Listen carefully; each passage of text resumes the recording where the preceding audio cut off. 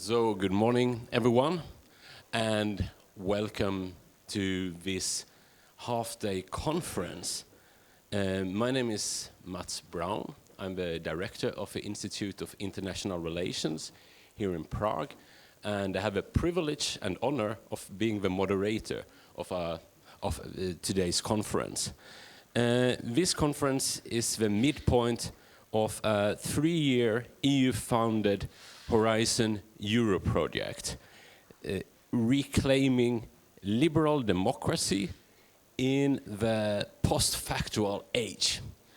And this is a very ambitious project, which has as its target to provide evidence based on empirical research, which will lead to policy recommendations on how to reclaim liberal democracy. I think, if I understand it correctly, the project stresses high-quality journalism as one aspect, one solution to the problem here, and also the role of regulations at different levels, both national and European level. And of course, this is a very pressing issue we are facing.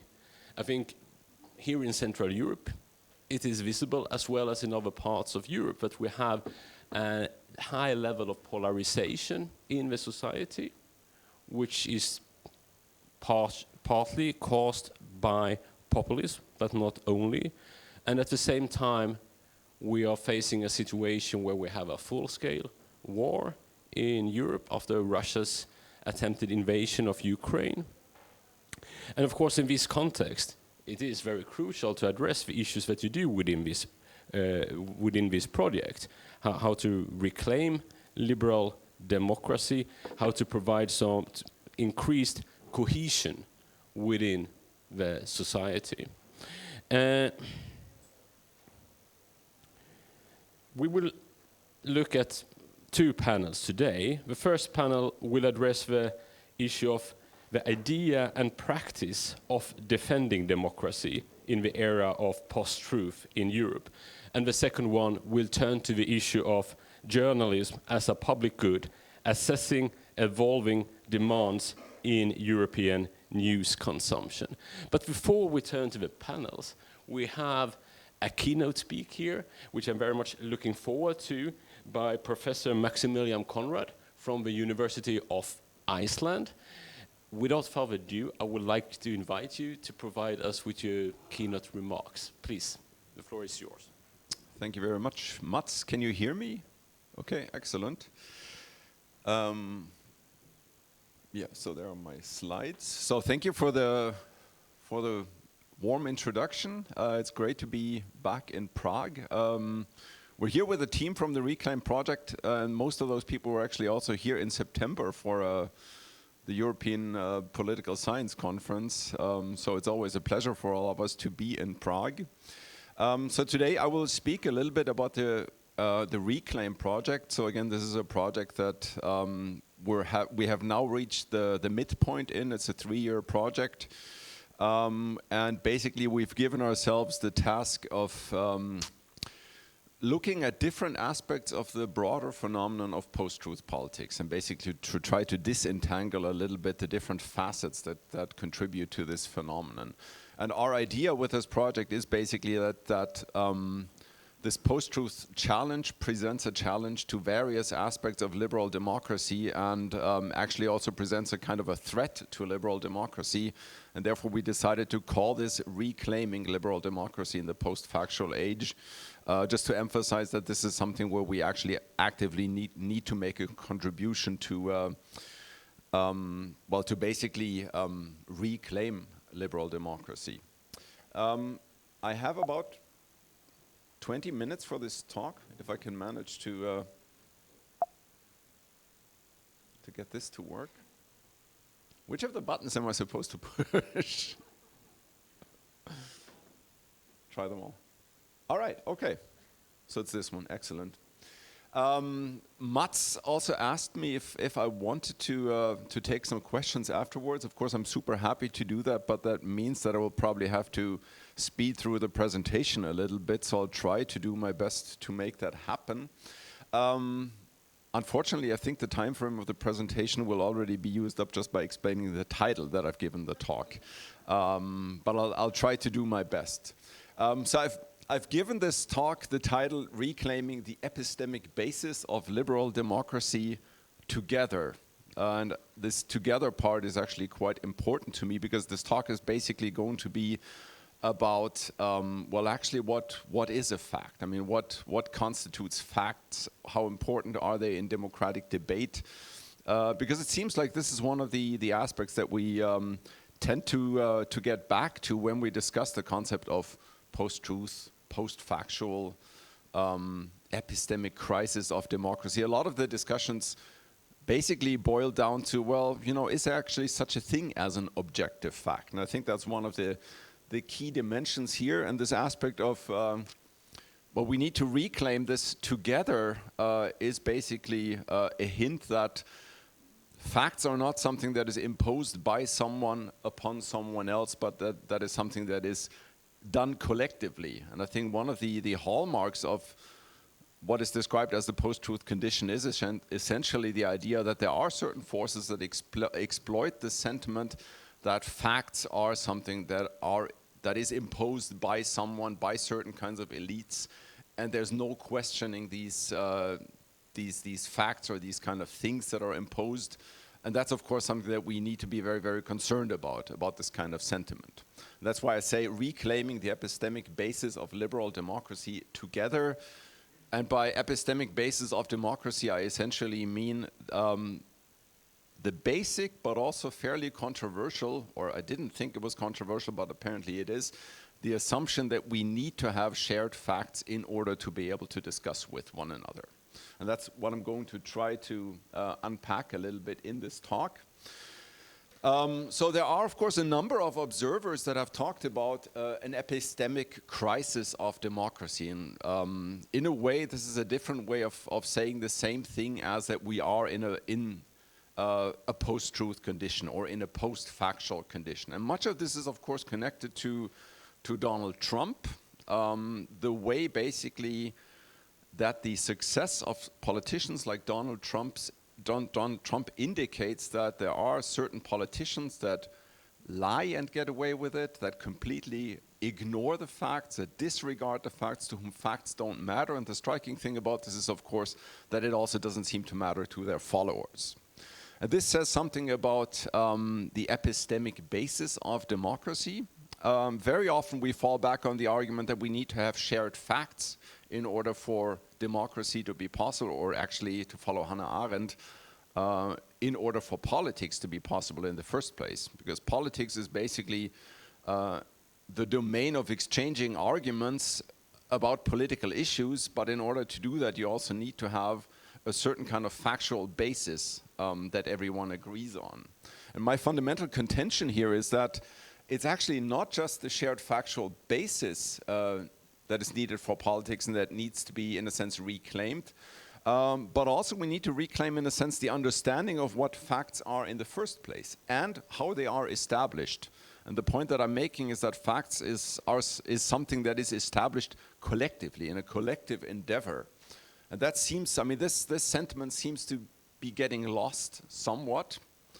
And I'm saying also in this talk that there is something, I mean, if we look at the development of politics over the last, I don't know, by now, decade or 10 to 15 years, something seems to have gotten lost in politics. And it is, from my point of view, it is, to some extent, I mean, this epistemic basis. Not just the notion of shared facts, but also the idea that facts are actually something that is established collectively, together. And that's why I say reclaiming the epistemic basis of liberal democracy together.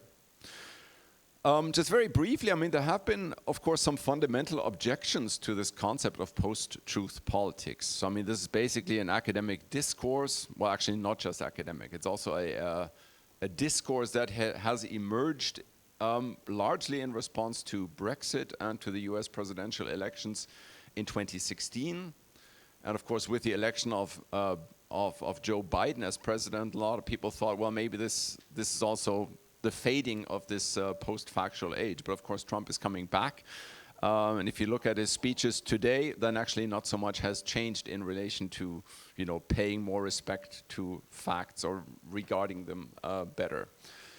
But I mean, there have been fundamental objections to this concept of post-truth. Some of them are actually quite understandable. A lot of people say, well, I mean, this concept seems to refer at some level to a golden age of democracy or a golden age of politics where everything was fact-based and there were no lies, there was no propaganda, there was no misinformation. Of course, such a phase has never existed, but I also don't think that this is what's at stake here. I don't think that this is what we mean when we talk about post-truth politics. It is much more this disregard for facts and the fact that you can get away with it that we see play out.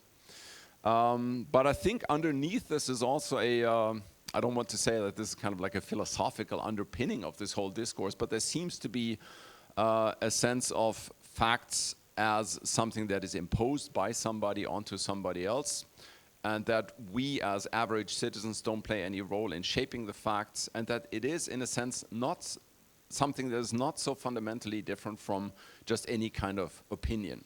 So this blurring of the lines between facts and opinions is something that I consider to be constitutive of this idea of politics in a post-truth constellation or post-truth condition. So I don't want to say that I'm necessarily absolutely convinced that this idea of post-truth politics or this concept is the one that we should be going with, but I am convinced that there is a phenomenon that we should be very, very concerned about. And that's what we're doing in this project. So there's a fundamental conviction within the project, I would argue, definitely on my part, that democracy and deliberation require a shared factual basis, and connected to this also a shared effort to generate facts. In this debate, we also see a very close connection between post-truth politics and populism. That's also one of the aspects that we're investigating in this project, and this is something that is summed up, of course, in concepts like alternative facts, for instance. I think the idea that there is such a thing as alternative facts, and put this in quotation marks, and I thank Kellyanne Conway for giving us this fantastic concept, because it's a very good illustration of post-truth politics, that somebody can say, well, we counted the people at this event. This was not the biggest audience ever at a presidential inauguration. Those are the facts. And then she says, well, but I'm going to give you alternative facts. This was the biggest. I think this indicates to some extent what this is all about. And we see this connection between post-truth politics and populism that plays out most fundamentally in the distinction between the elite versus the people. The idea that there is a liberal, corrupt elite whose interests and preferences are completely different from the interests and preferences of the people. So there's this narrative that is developed that there is a elite in science, technology, politics, culture, education, aspects like this. And what they want is completely different from what the people want and what the people need. So there's a pure, authentic people, and there is a corrupt, liberal elite. And that distinction translates or transfers then also to a whole range of other binary distinctions. Most importantly, possibly, the idea of elite lies, that is the corrupt liberal elite lies to the people, feeds mis and disinformation to the people, and is completely out of touch with truth as it is experienced by the people. And this, of course, has fundamental implications for the way we are able to discuss about politics, simply because it basically says that there is a truth, and what the elites are saying is a lie, and what the elites are saying cannot be true. So there cannot be, in a way, this collective effort to establish what facts actually are. And by doing this, by using this argument, you are basically taking away the possibility of creating or generating facts collectively. And one point that I should make about this, and you find this also in the in this concept of alternative facts, is that you see a very strong disconnect between factual claims and empirical observations or empirical substantiation.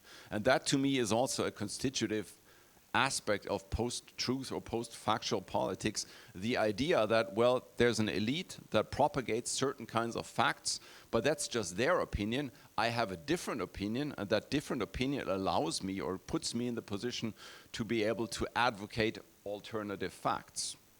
So there is this very strong blurring of the line between fact and opinion. Facts or alternative facts become a matter of one's personal politics or one's personal preferences. And of course, by doing that, we completely undermine the link that there has to be between factual claims, I mean, what we say is a fact, and observation. I mean, the observation of empirical evidence and the provision or the substantiation of factual claims by providing evidence. So when you look at this concept of alternative facts, then you see that it is indicative of a broader phenomenon in our political culture, and that's what we're interested in the sense of a disconnect between making factual claims but then not providing the adequate substantiating empirical evidence. And we also see, and that's a different aspect that I'm not going to have time to talk about in this talk, we also see what I would describe as a fragmentation of the evaluation of factual claims. And by that I mean something as simple as when it comes to raising or making factual claims, we tend to want to do this in groups of people that are already of our own opinion. So we see some processes playing out in the public sphere. This is very closely linked to the idea of echo chambers or filter bubbles, the avoidance of discussing with people who are not of the same opinion as us, especially on divisive, polarized issues, and rather to resort to groups of like-minded people and to resort to forums of like-minded people to discuss these things, basically to get our own worldviews confirmed. So this is basically just some basics on why I think that it matters to look at to look at post-truth politics from the point of view of the epistemic basis of democracy, in the sense of not only having a shared factual basis, but also seeing that, I mean, facts are not something that are objectively given. I mean, they're always a description of reality, and of course, from that follows that they always have some subjective element built into them. I mean, I can go out in the street and count the number or the colors of the next 10 cars that are coming in. It's still me making that observation. So there is this subjective element built into this. So in this project, we look at this from the vantage point of different aspects of post-truth politics. Two of them are journalism, the role of journalism in democracy. Another one is the role of regulation, that is what to do with this challenge in terms of policy making. We're going to hear quite a bit about the role of journalism and the role of regulation in basically defending democracy, so I'm not going to talk very much about this.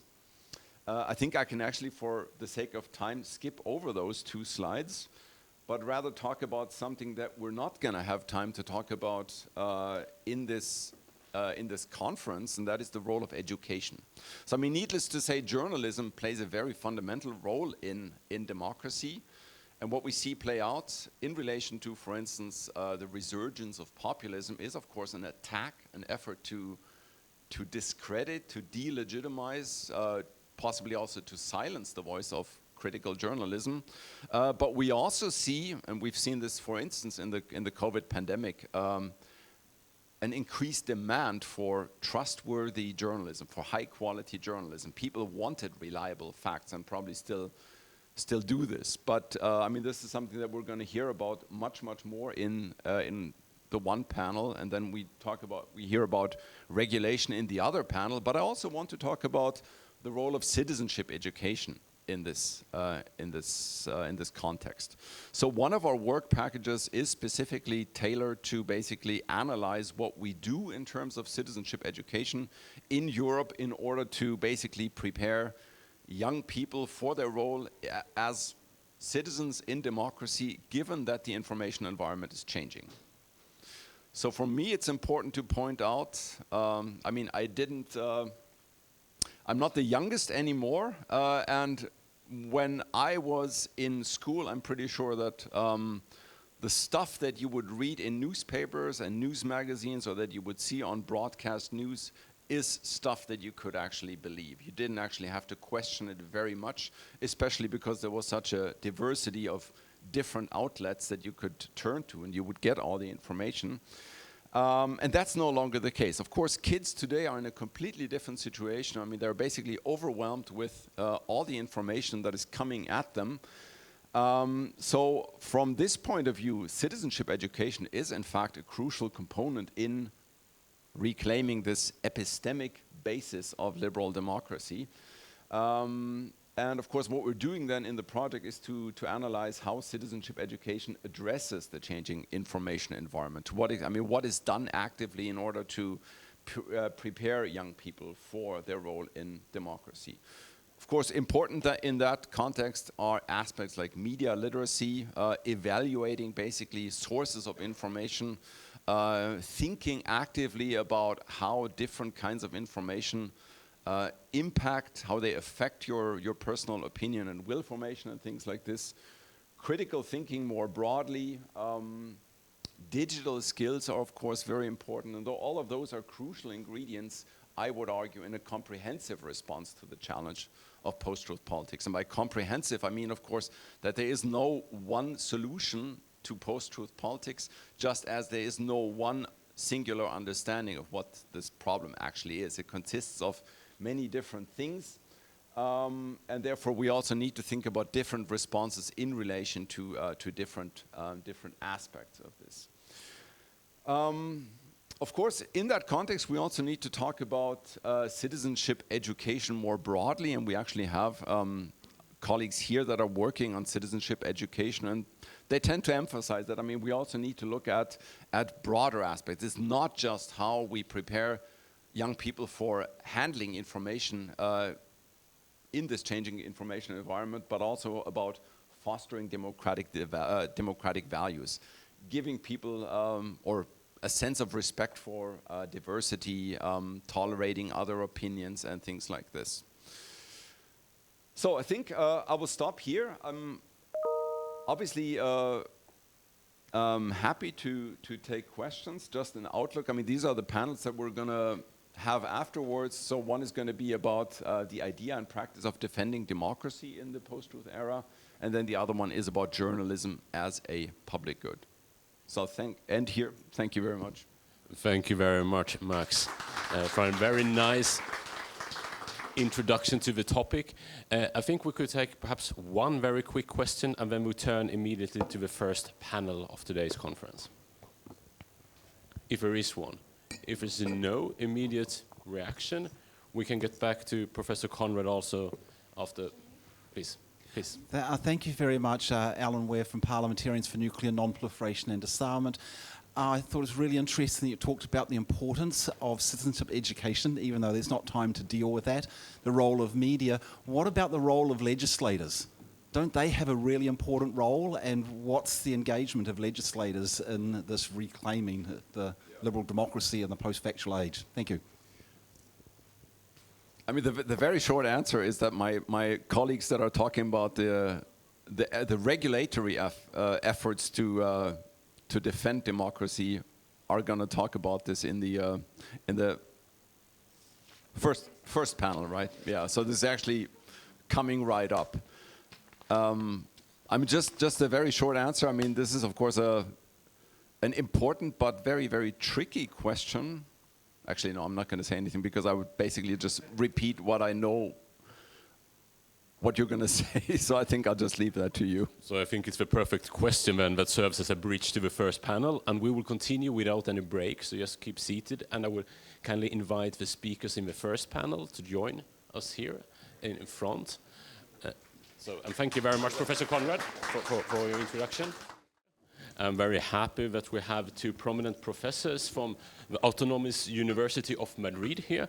Here to my closest left, Professor Luis Bosa Garcia, and a little bit farther, Professor Yelena Garcia Gitian. Welcome both of you to Prague. And the third speaker of the panel is Dr. Jakob Eberle, who is a senior researcher at the Institute of International Relations in Prague. I think there is a little bit of a division of labor between the three of you.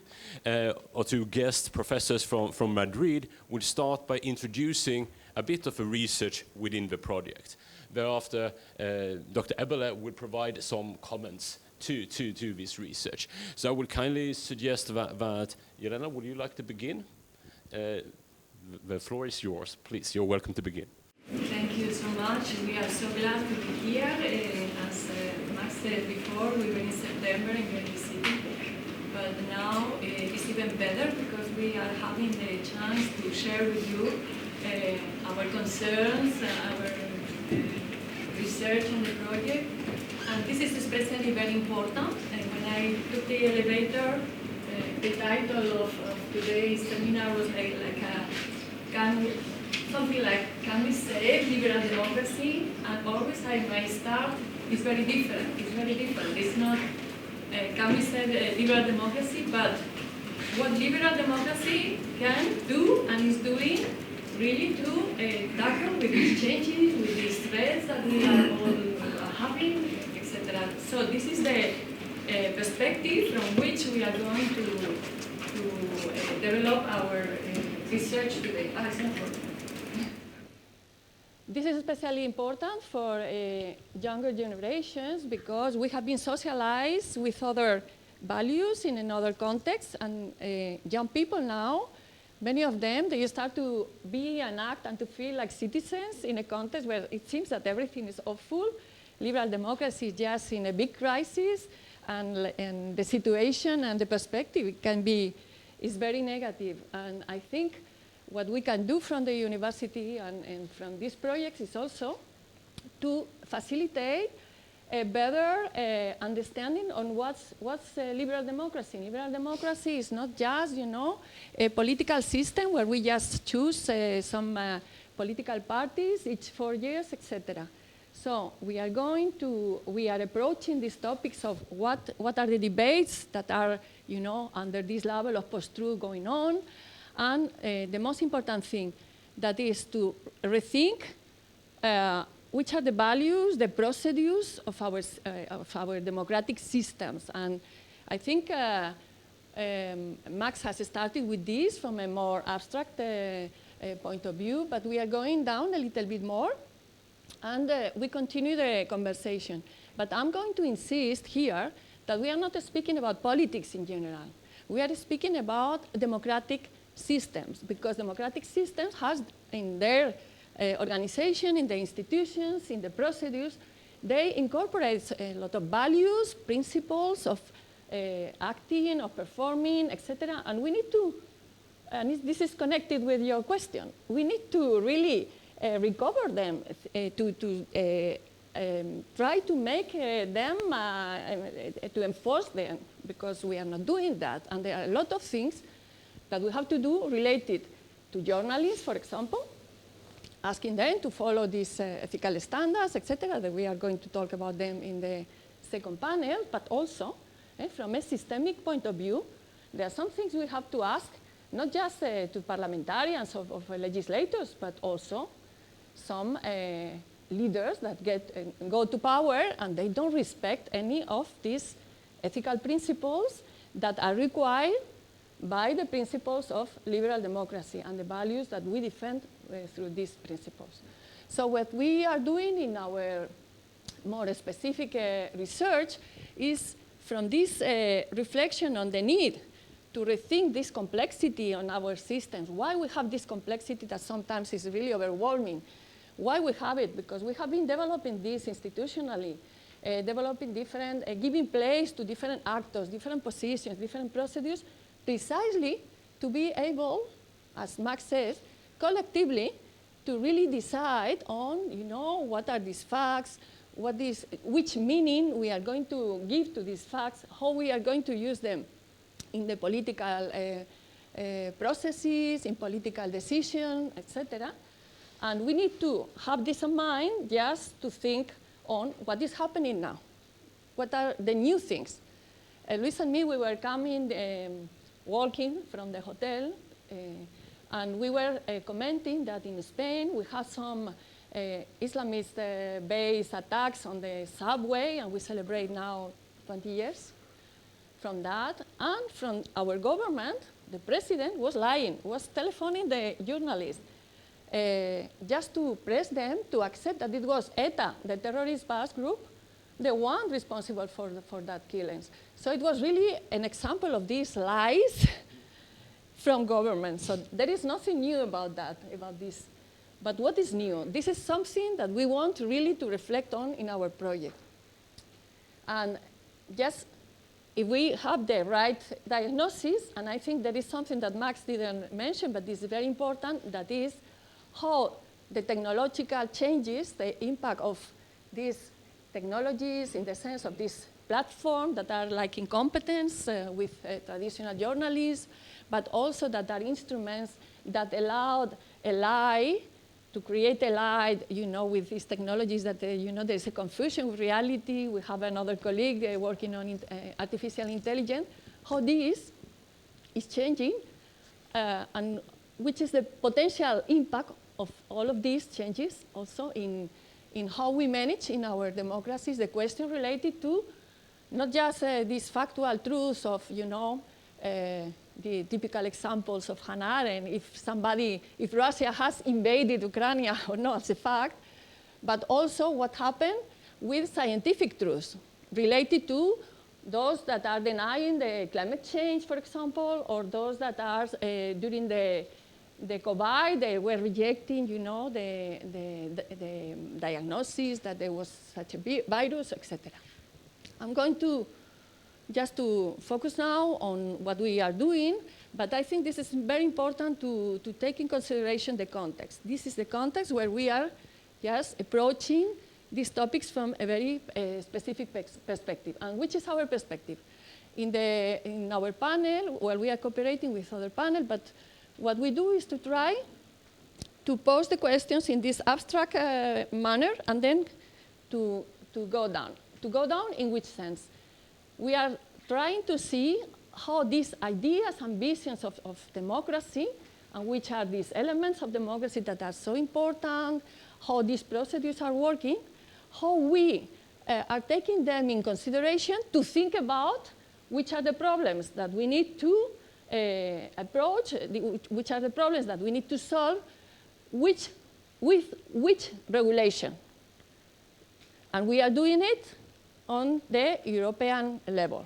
So what we are, we have been looking for the documents, there are a lot, that the European Union is producing that express its idea of what is the model of democracy, the procedures of democracy that we are going to use to tackle with these questions that are on the level of post-truth, and how can we make or introduce some changes to really make possible the functioning and the goals of democratic systems.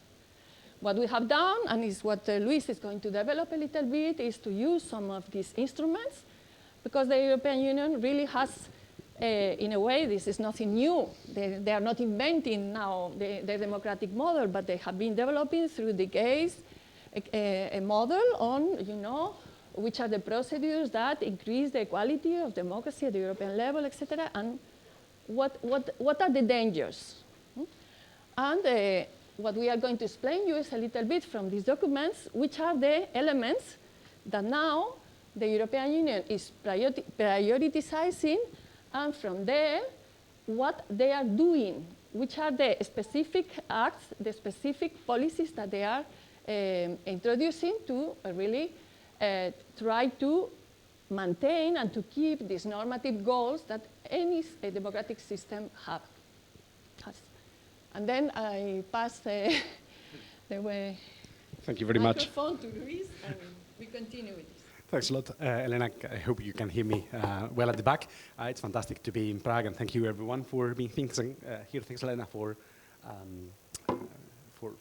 presentation of the topic. And as Elena said, what I'm going to do is try and go into what the EU is doing. Here we are, Elena and I. When we say EU, we always understand the EU as the complex system between the EU institutions and the member states. But today I am going to focus a bit more on the EU institution. But I will finish with a few remarks on the fact that despite what we all know about EU law and its encompassing effects and so on, there's still a lot of margin for member states to adopt regulation at the national level. So what we wanted to stress at the beginning is that we need to understand the effects of post-truth on democracy on a systemic level, that these technological changes, as Elena introduced, this crisis of mediation, it's not a crisis of democracy in general, it is probably a crisis of the actors, sites, and institutions that have been relevant for the translation of public debates into public decisions, and the fact that we live in representative democracies, but the representative democracy works on the basis of this mediation. It is these sites of mediation that in a sense are being I think we could say colonized if we're using Habermas's terminology. If we wanted to adopt more, if we wanted to be quoted, I would say parasitized by new forms of technology, right? I mean, the sites where deliberation, where public will formation are made are now found in competition, as Lena said, with new platforms. So what I wanted is to start from this rationale of regulation. The issue at stake here is that there are technological changes, and also we must not be naive. I mean, these technological changes are profound. We could go into the material aspects, and to what extent this also has to do with a transformation in the mode of production, but that's something maybe for a different discussion. But my point here is that this is about democracy, but this is about a deeper social and economical transformation, and that regulation here is justified on the basis of defending democracy, but that probably what is at stake is that the logic and the rationale for defending democracy is also a tool for regulating other social and economic processes, right? So this is even broader than what we want to say, but my quick point here is that what the EU is doing is try and regulate the platforms for the sake of democracy, but also for the sake of trying and regulate new economic activities. So in the sense, the broader point is what is the rationale for regulation? Because in the end, and this is also the idea of why defending democracy is such a powerful idea, because there's a lot of, if you use the framing of defending democracy, it means there's a lot of at stake. Because we could just go into the logic of creative destruction. Democracy have dealt with disruptions, technological disruptions in other moments of the past, and they have coped with it. So what is so fundamental here? And probably there are a few specific things that invite for regulation rather than a mere laissez-faire approach and a mere, say, society will find its balances. And I think that a few important points have to do with two big issues. One is the problem of collective action, that in the end, actors and political actors can adapt to an environment of post-truth politics.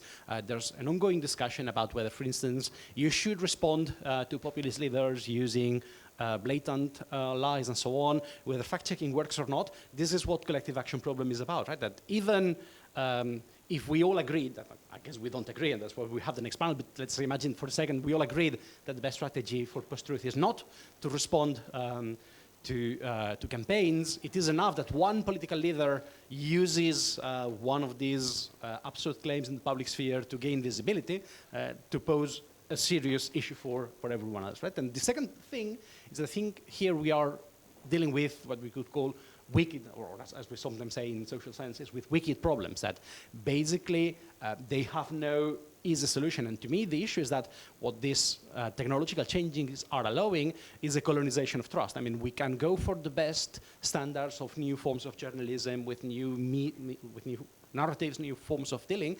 The best journalist in the best journalistic site in the world is not going to be more credible to you than your grandma or your niece sending you a WhatsApp telling that the vaccine is not working. So that's the issue. What is being colonized here is the very sites of production of social and individual trust. So this is why we have a colleague from Carlos Tercero saying that basically, one of the reasons why this is a wicked problem is that mere appeals to virtuous actions are not enough. That, of course, we should all be reading good newspapers, we should all be paying for quality newspapers, but this is not something we are going to solve just by appeals to individual action. This is one of the grounds for regulation. So now, very quickly, and I don't want to go into details because the EU is doing a lot. Honestly, when we do interviews at the Commission, I'm reminded of a satirical political program a few years ago in Spain where the political leader was saying, who needs a course when you can go very fast? Right? I mean, I'm not saying that this is the case of the Commission. I think there is a course, but my impression is that several departments at the Commission, several member states are trying to legislate, to adopt approaches at the same time, and there's a coherence. This is what we try and argue in our paper, and this is ongoing work, so the paper is still not final, but we try and argue there is a systemic logic, but there's also very short-term responses to ongoing problems. So what I'm just going to present is the overall logic, and we argue that we can, and again, we are not saying that there's a master plan, precisely this is our argument, there's a lot of bricolaging and a lot of new things emerging, but we think there's a document that can serve as a sort of reference guide for the Commission. It is the European Democracy Action Plan. It was published in December 2020 by the European Commission, and this is an example of how agendas are set in political environments, that several things were coming to being in 2020. So the EU had been paying attention to disinformation as a hybrid threat in security terms since 2014, since the invasion of Crimea. There was the Cambridge Analytica scandal and the link to Brexit in 2016. Then there was the pandemic in 2020, and this created a sense of urgency to act. And this is what Orden has called has showed as the existence of different communities influencing on the establishment of the agenda. So this European Democracy Action Plan is giving you a broad assessment of the risks European democracies are facing. It is about the increasing distrust of citizens on institutions, the increasing distancement from citizens to representative democracy, but it is also about hate speech, about harassment for journalists, online technological changes. So it is a very broad reflection, but the interesting thing is that it is also an invitation for strategic action. The Commission proposes an action plan that actually has been developed during the entire legislation. And I will say a word about what came out. So basically, that's my 4 points after the initial one in pink.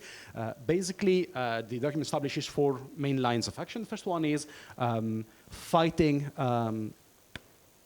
foreign interference. Basically, there's an invitation to change regulations that make, for making it more difficult for foreign powers to interfere in democratic processes in the European Union. This is the sense of the latest Defense of Democracy package, which is in a sense an actualization of the European Democracy Action Plan, and also response to the Qatar Gate and Morocco Gate and so on. And at the same time, there's a first incursion of the EU into electoral codes, and this is something that Hans-Jörg Trens and Rosana Sampuñar are also working on, right? The emergence of something like more encompassing EU electoral codes and EU electoral rules. So, for instance, the EU is now defining in more detail what is a political advertisement, what are the acceptable rules for political advertisement, and so on. Secondly, the EU seeks to promote an enabling and participatory civic space that basically part of the solution, but in a sense even part of the problem, and I hope you're understanding me correctly, is that EU member states and the European Union itself have introduced relevant changes into democracy in recent years. There's a turn to more participatory forms of democracy, and that this still has to be accounted for and made sense into political processes. So in deliberation, there is a chance for facts to be accounted for and for critical discussion to be turned into political processes. But this is also a moment where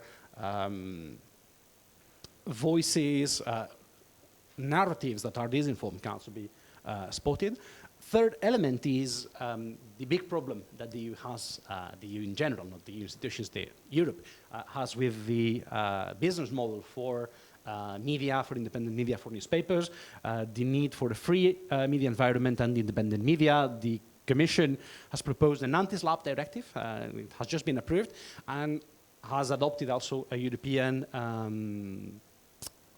Media Freedom Act. Now, this Media Freedom Act is not specifically mentioned in the EDAP. It's the only piece of legislation we are studying that the Commission had not in its mind when going into office in 2019. Basically, this is something that has emerged from these processes of bricolaging. It is very coherent with what the Commission promised in this document, but it was not yet established. And finally, there's the bigger effort of fighting disinformation. The Digital Services Act and the Digital Market Acts constitute a package where basically social media platforms are established as co-regulators, as necessary cooperators with the EU to fight disinformation, and where basically what the EU is doing is promote these big platforms' responsibility and the role as enforcers in a sense. So I just wanted to finish with a couple of final remarks on this point of the fight of disinformation, but because of course there would be room for an entire event just on the different solutions to disinformation and so on. But there are also many misconceptions about what the EU is doing. One of the misconceptions is that the EU is simply transposing, let's say, the German model, the well-known NetzDG. Not exactly. Not exactly, because the NetzDG, on the one hand, has a penal component that the EU does not have. The NetzDG obliges platforms to turn down content, whereas this is not the case for the DSA. The DSA establishes a self-regulation code where platforms themselves are creating the rules that they themselves have to apply afterwards. So that's the first misunderstanding, that the EU is obliging platforms to take down contents and thereby reducing freedom of expression. Not necessarily. I mean, this is not something that is mandated by the EU regulation. Second, sometimes misunderstanding is that this is about response to disinformation and post-truth politics. Yes, it is, but at the same time, I think the EU is trying to do several things at once, and this is something typical of the European Commission. As I said, try to go very fast and achieve many things at the same time. I'm saying because one of the things the EU is trying to achieve is for citizens to become aware of how their data are used, give citizens more awareness, but also more choice on how platforms establish profiles and so on. This is probably very relevant, but we could go into a debate about whether this is, if it makes sense with the post-truth diagnosis. Now, what's my point? This sort of individualized response or this raising awareness about post-truth has two dimensions. One would be this individual awareness, citizens using their common sense, these individualized approaches. The other one is a trust in transparency, that one of the criticisms or actually, if I can say, or if I can be critical, one of the rare criticisms of the EDAP document to the platforms is that they are opaque and that the algorithms are opaque. That's fine, but if this is the diagnosis, then this is the diagnosis and the response is more transparency is needed. Okay, that's fine. It is very coherent with what the Commission has done in the past with an effort to promote participation through transparency and so on. But I would say that transparency can very hardly be your recommendation if your concern is post-truth. Because if you are convinced that citizens no longer care about truth and that truth is no longer operating, you are not going to change this with just exposing more facts and showing how things work. So probably here there needs to be more reflection about the entire model. And my final word or my final point about this sort of potential misconception is that finally, as I said, yes, EU law is very encompassing. In particular, the DSA is a regulation, so it goes in force immediately. So it It is establishing a model for the 27 member states, but that this should not necessarily be a reason for member states not to act, because on the one hand, there are more things that can be done on a regulatory level, and on the other hand, also this is systemic in the sense that the DSA is just part of the response. It builds on the other pieces of legislation that are directives, and member states should also be paying attention to the next things, which are the translation of some of these directives. So there's work to be done at the national level, both for establishing what the national models are. For instance, do you want to criminalize disinformation? So this is a democratic debate, and there are people saying, actually, this is the best thing from the point of view of, at the same time, making the fight against disinformation effective, but at the same time individualizing responses and just criminalizing those who do this. I'm not convinced that this is necessarily the best response, but this is what some lawyers are saying. Or do you want to keep the principle that in case of mistake, let's be lenient, let's protect journalistic practices and codes, because this is probably something where there are still differences across member states. And my final remark would be, yes, EU legislation is encompassing, it is very general, but at the same time, there's still much debate to be had at the national debate about where we want to go. So that's just an invitation to keep the debate going. Thank you very much. Thank you very much. And we give the word to my colleague, Jacob Eberle, please. Thank you, Matt. Thanks for the presentation. And now I have the difficult task to kind of provide comments on that. So I have a whole bunch of things, so I have no claim to provide anything, a coherent narrative. But to throw in a couple of things that relate to your paper, the presentation, and the kind of overall bigger issues that we are here to discuss. So, and Mats, please stop me if I go too long. Just, I'll be looking at you. Okay, so first of all, especially in the paper, I have to say I agree with quite a lot of the stuff that you are doing, and in fact, some of the work that we do in WP6, I think it is quite parallel to the stuff that you are doing. We also look at the Commission's discourse. We apply a more international relations perspective, so we look at ways how the EU the Commission redraws the kind of boundaries within what is inside, outside, what are the powers, what are considered issues that are to be handled at the European level rather than nation state, where we can say that we see quite a power grab from the Commission, for example, in these agendas, right, through DSA, DMA, and other things. Some of the things that I really appreciated in that paper is how you find very, I would say, elegant ways around some of the usual, and I would say, lazy assumptions that are there so much in this kind of firefighting, defending democracy discourse, right? So you deal quite persuasively with this idea, oh, it's the postmodern fall. People just relativize truth, and that's our problem, right? Where you kind of point, well, that's not really what, people argue, right? Perhaps self-reflection, the postmodernist, I mean, what is postmodernist? Nobody is a postmodernist, perhaps art, right? So you find a nice way around it. That's important. I also like the kind of care and skepticism you have towards some of these initiatives, including the European Commission. It's like, okay, it's probably well meant, but what are the implications? So that without actually going into some sort of, the opposite, the kind of free speech contrarianism, which is actually there in a lot of legal scholarship. Some of the stuff that we reviewed is just very much about that. So that's kind of very nice too. Two things which I would kind of underline, which I think are very relevant. The first is the kind of complex, or as you call it, systemic view that you take, right?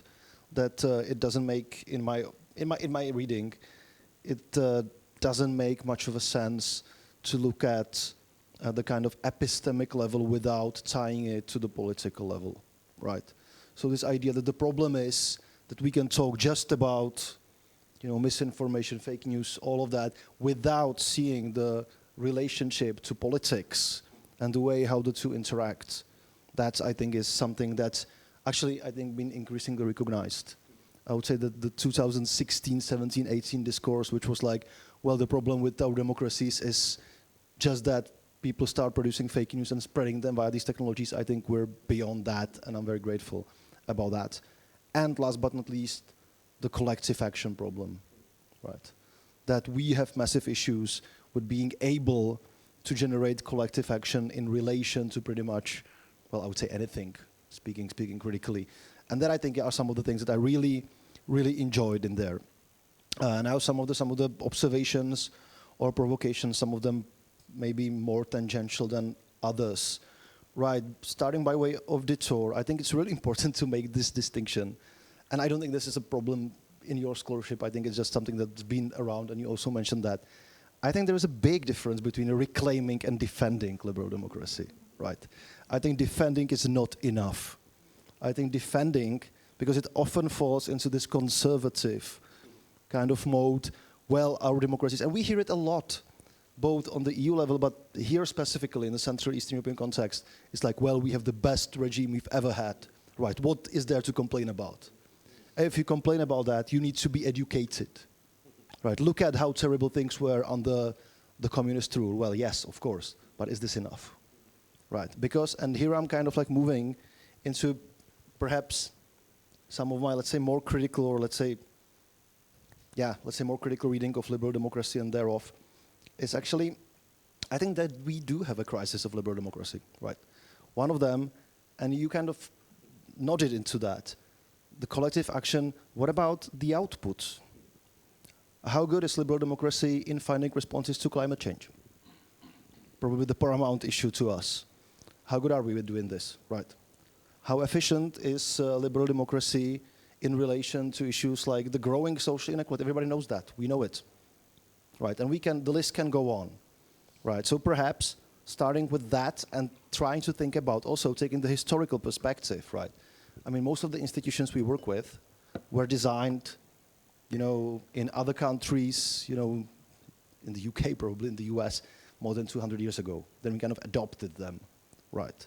So it would only make sense to think about that we need to find ways how to adapt our institutions to our society. It's very difficult to govern 21st century challenges with, like you said, 21st century media ecosystems and technologies with institutions from the 19th century, right? And we see this the best actually in the countries where there's the continuity of those institutions, in the UK, right? Where you have like these, absurd parliamentary traditions and all of that in the middle of all of this, right? You can really see the contrast, right? So that would be the one thing. The crisis, on the other hand, I think, can be seen also as productive, right? Because crisis, again, if we see crisis in the kind of original etymology as basically, a crossroads, right? We are at the point, not that everything is bad, we are at the point where we need to take a turn, right? Then I think this makes a lot of sense. And actually in a chapter that I co-wrote with a colleague of mine, Dan Schitera, for a book about the EU crisis and challenges, right? A big book by Bloomsbury, edited by Mark Renard, Willie Patterson, and Neil Nugent, that just came out a few months ago. Basically, we look at Central Europe, and we say, actually, you see that there is crisis in liberal democracy in Central Europe. It's not specifically Central European. It has many Central European features. And this crisis actually has very contradictory kind of things in itself. For example, people are not giving up on the democratic process. Political participation is on the rise. And that's true across the board, but I think it's true especially here. If you look at the elections across the kind of Central European countries, since around 2010, you had the lowest levels in voter participation since, the 1990s, since actually there was a participation to speak of, right? I mean, before that you had 99%, but well. So, and it's gone up since 2010. Across all the countries here, across all the elections, people are willing to protest on the street. People use all other types and forms of activism, and we can talk about how efficient that is in relation, for example, to those systems, right? So crisis, I think there is, but it can mean other different things, right? Habermas, I have to say I'm not a fan. I'm not a fan. You mentioned some of the problems with Habermas.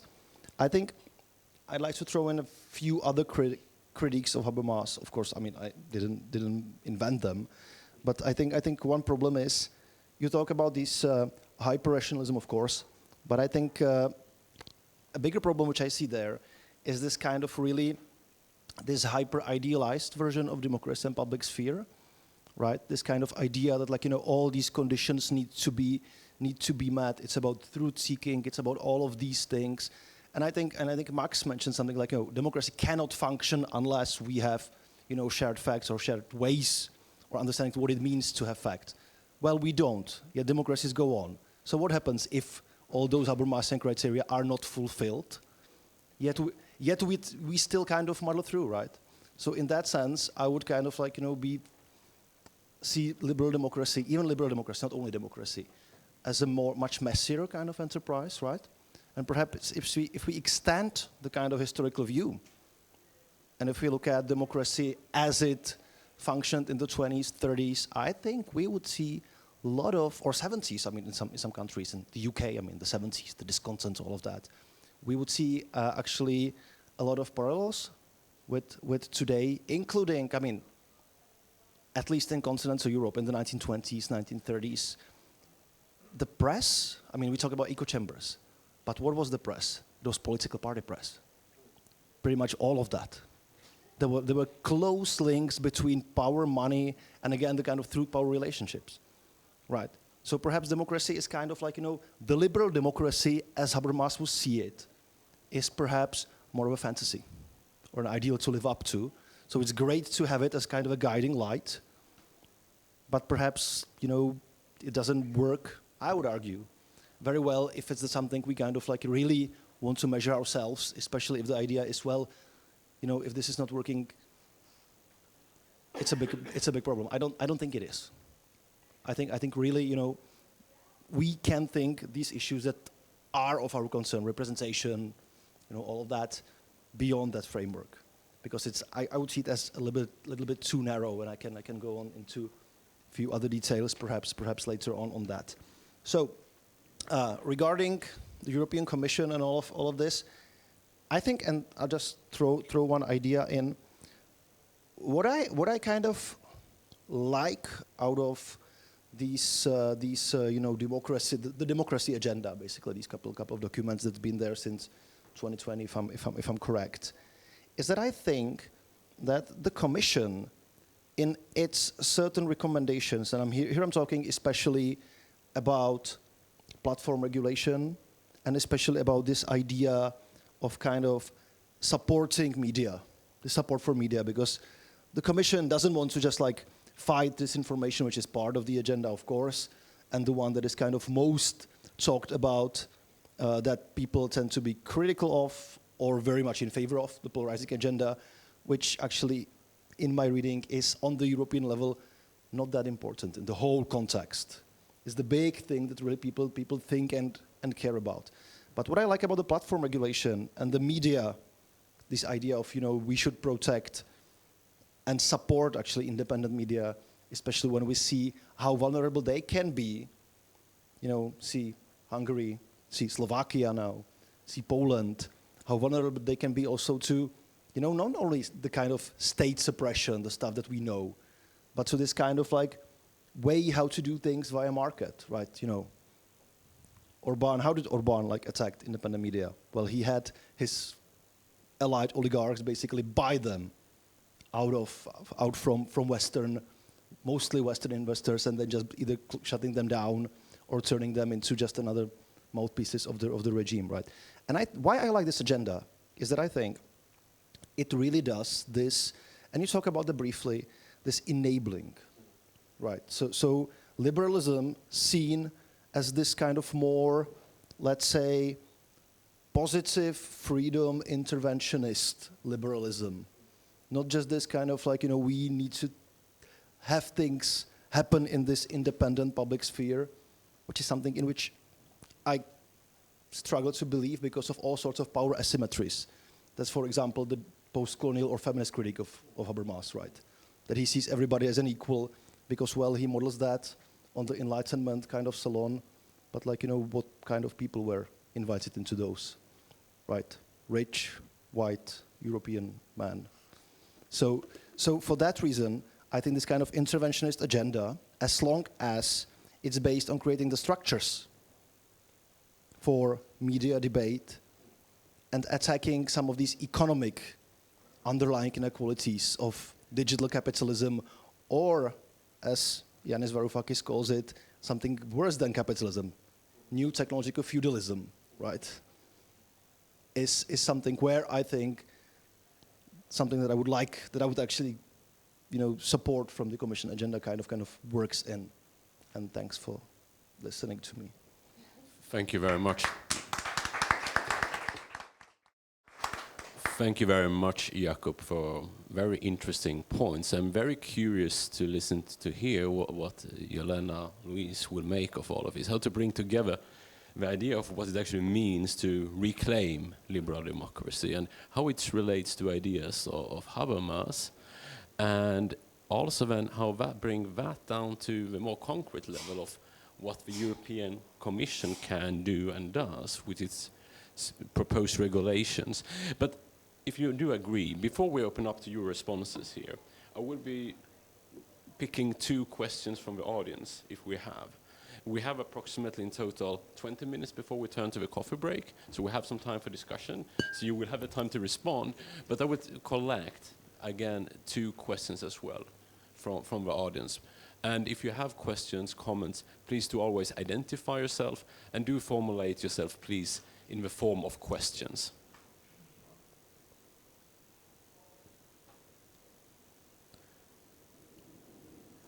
There do not seem to be any immediate questions, and then I think it's good if we return back to Louise and Jelena for your responses. Please. I can start with the most abstract questions, and then you go to the policy, because you have addressed many things that were in the paper and we didn't explain today because there were too many things going on. But I want to just go for a while to this statement you have done on democracy, and because I think it's very important to clarify some positions. Of course, we are, especially in the academy, that we are absolutely critical with the system, with democracy. We have put it, from the floor to the roof, criticizing everything. But I think we have to be very careful and making some differentiation. I'm going to explain that I'm those of these boring academics that defend liberal democracy, but not everything, as you say. Sorry. But I want to clarify. You were saying that we still, in a very different context, we are defending some institutions that, raised in 2 centuries ago, etc. Well, what characterizes democratic systems, is that they have been evolving continuously. So these institutions, they are different, they function in a different way, and we have developed through times a very enormous complexity of procedures and processes with different actors in different points. This is why always I insist that we have to start with this, what we call the systemic view of democracy, because this is very important. If you are an American, for example, we were commenting this in breakfast, we are obsessed with what happened with Trump is doing, etc., and we have a constitution of 100 years ago, yes?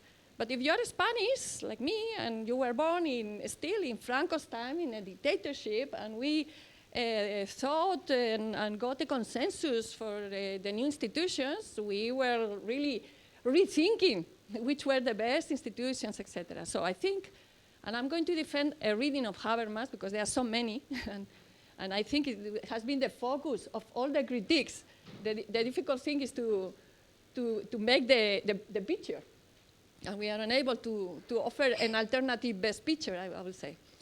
But I think the right way to approach Habermas is precisely because he's the only one that really is offering this systemic view.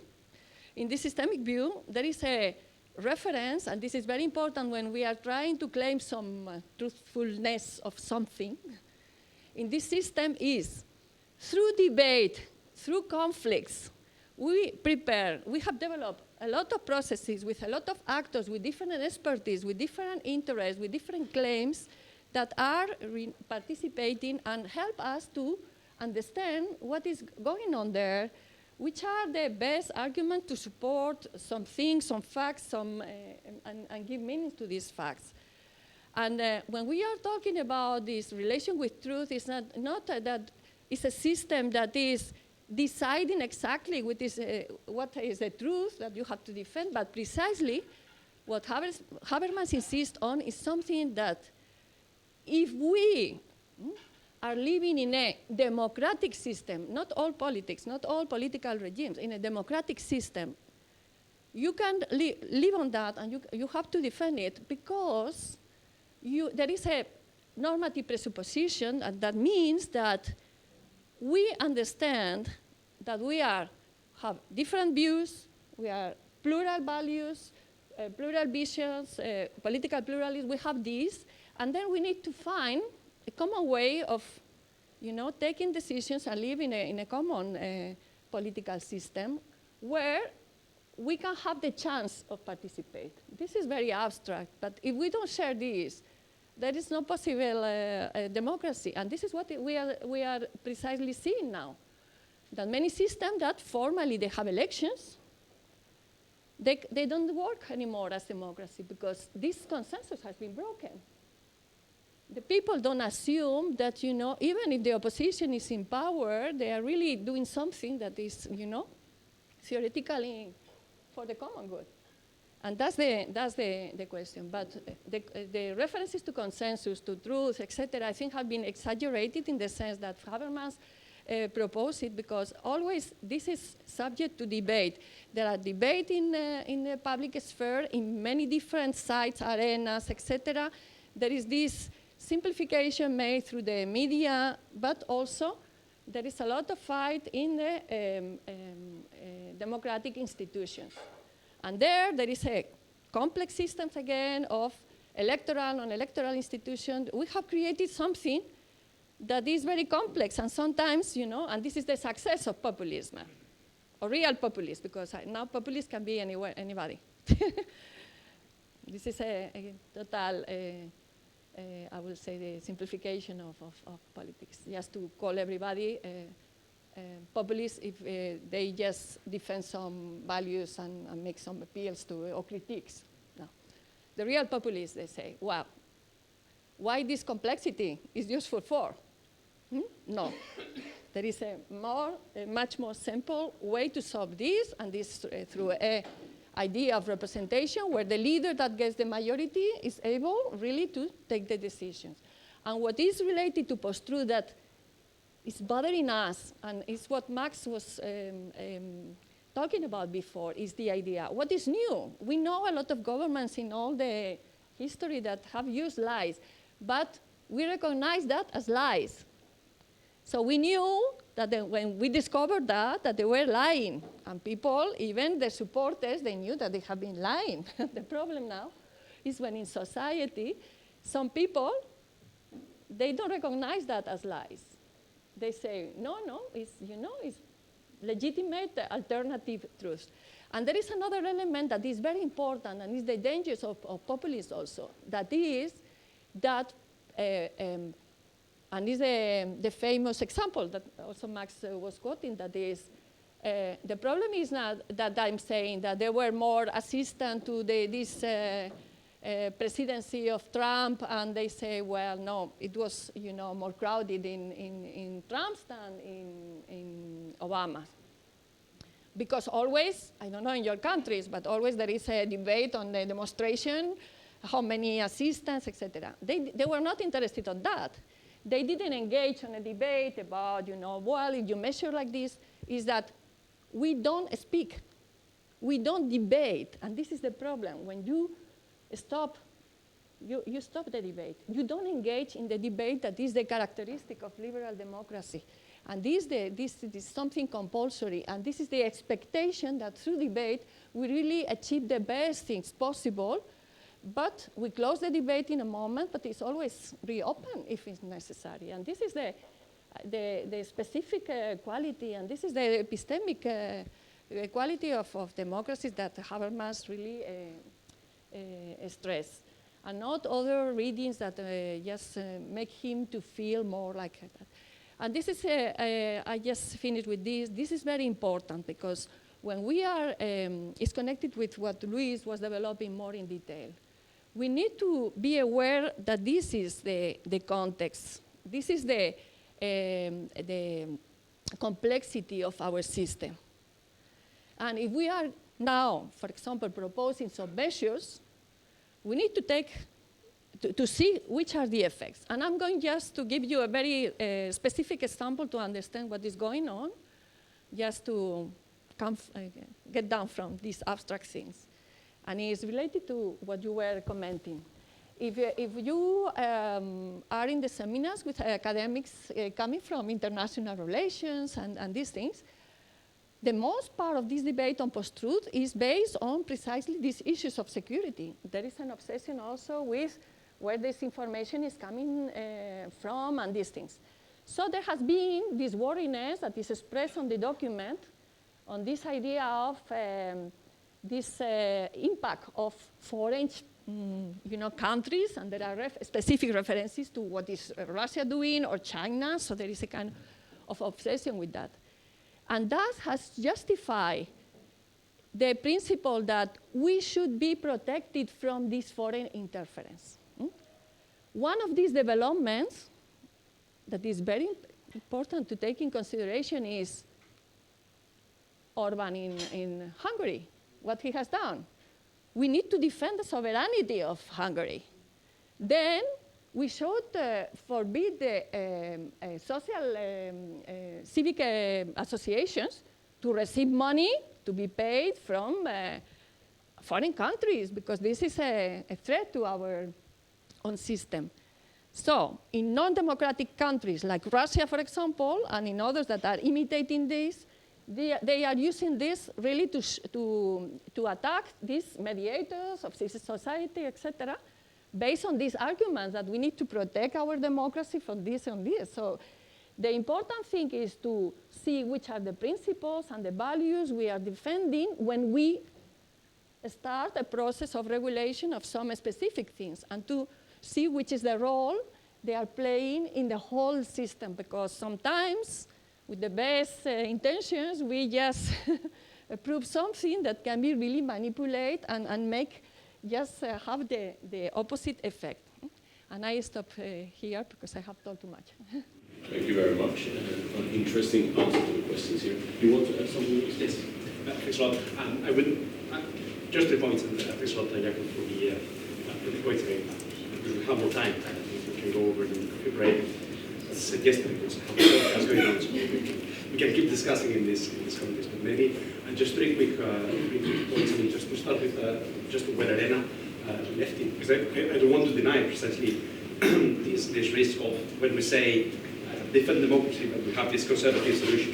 I fully agree with Elena about what Orban is doing. To some extent, some people think that the Commission or that we genuinely be doing a bit on the same way, because the package on defense of democracy also goes in the sense of let's pay attention to foreign funding, which can have a major problem with that, but it may be overdosed in the sense that it is not only about checking the funding directly from Russia or from China, which I think that can be defended. It's also the spread of narratives favoring these countries, and this is where it gets a bit McCarthyist, right? In the sense of, okay, I mean, you can legitimately say, I will hope that you did more for the peace in Ukraine. Not that I personally share that. I don't think you are a Russian agent if you say that. That's just part of the legitimate political argument. If we start thinking that people will defend these conversations in Ukraine, they are all Russian agents, this is not precisely defending liberal democracy.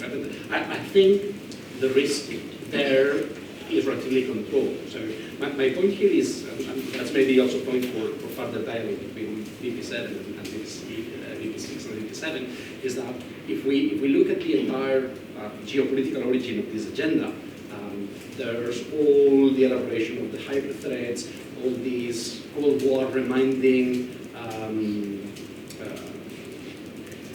wars, right? East Stratcom and so on. So I mean, there's an elaboration of disinformation and foreign interference as risk for democracy. I'm fine with that. I mean, I'm not an expert, but I see why it can be and why democracy must be defended. But then My issue is that then there's a total disalignment between the diagnosis that democracy and national security is at risk and the responses, because there I go to your point about what the Commission is doing. If this is about national security, this is about defending democracy, then what we are doing is ask the American platforms, collaborate with underfunded European fact-checkers, voluntary cooperation, suggestions, long-term civic education. I mean, no, I mean, we need millions of money, we need big spies, we need sanctions, we need more evidence, and this is maybe not that I would like that, but if the diagnosis is right, I would be ready to see more evidence that this is the case. But I mean, if the threat is so serious, then it doesn't match the response. And this is where, to go to my third point on what the Commission is doing and how relatively little is this, I think this is really interesting, and this is where I would like to tell you a bit more about the research process that we are doing, because one of the, we just had the conversation a few weeks ago about the finalize or approach to that, and one of the discussions we did was maybe what we just do is demonstrate that the EU has opted for a co-regulation model and that the EU discarded options like, I don't know, digital socialism, public platforms, more interventionist approaches, but that would not be very convincing research because it was never considered. So, I mean, just evidencing that the thing was never on the agenda would be not very correct. So, I mean, this is just saying that the political imagination of the Commission is probably not very large. And this is also in the sense that we have this very interesting book and debate launched by Anne Bradford about digital empires. I think this is interesting. And if we look at the digital part in a more encompassing way, maybe this is true, but if we limit ourselves to this aspect of fighting disinformation and so on, the response is a bit more than laissez-faire. I wouldn't say that the EU is an mere laissez-faire response, but it is not so much. I mean, it's a relatively limited response that probably matches the relative lack of evidence. If this is such a serious answer, there's more the EU could do, and I think this is, your talk is just witnessing the beginning, and this is something typical of EU regulation, and with that I go into my second point. You start with minimal regulation, just land the foundations, the need for regulation, you try it for a few years, you realize the lacunae, and then you complete it with more approaches, right? So this is probably why all of this is important. Now the issue is some areas of, or some aspects of these are probably more urgent than they could here. Maybe look at the journalism, and I don't know if journalism can survive enough until we have this reflection and filling up the lacuna, but maybe that's a question for the colleagues in the next panel. I finished with my last point on regulation. That's again a hypothesis and something we're working on, but also part of the explanation probably has to do with the relative, and that's something that is aligned with what we know about lobbying in the EU and something we want to explore more in our package. This has to do with how lobbying works in the EU, that the EU is responsive to the role of multinational companies that see the European Union as a market to be harmonized. So this is probably what this regulation is about, since many people are expecting France and Germany to be at the driving wheel of the EU model, but this is not exactly. France and Germany have much more intervention responses. They can keep part of them at the national level, even though part of the French legislation was declared unconstitutional at the national level. But the issue here is that is the Commission co-regulatory model giving more role to platforms? Does that correspond to what we know in general about lobbying in Brussels? That's a question we are trying to approach. I don't have enough evidence yet to respond. But if you don't recall me, I would say probably yes.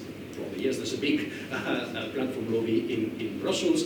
There's activists demanding different modes of regulation, but their demands have been on the public hierarchy. So I think that's part of the explanation and part of what needs to be uncovered by research, but also reflected in further legislation. Right? Because at this point, what we get from reviewers sometimes is that, yeah, we have DSA, we have DMA, this is a big victory for regulation. So this is probably where we need to start going into the deep, right? Exactly what has been regulated. Thank you. Thank you very much. We are running out of time, so I think even if we're talking a lot about deliberation here, communication, we will need to leave it for the coffee break for now, and we will have more of a discussion in relation to the second panel, which will be on journalism as a common good. So we have some refreshments being served within this room, in the back of the room. And we will resume in 15 minutes at 10 to 11. Thank you very much.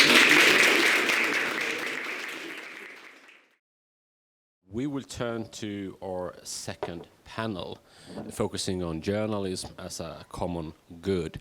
I would like to introduce the speakers very briefly so we can go to the discussion. To my left here is Professor Hans-Jörg Trenz, a professor of sociology in Pisa and Florence in Italy. Welcome. We also have Dr. David Klimesh from the Endowment Fund for Independent Journalism and a leading Czech journalist. Welcome to the panel.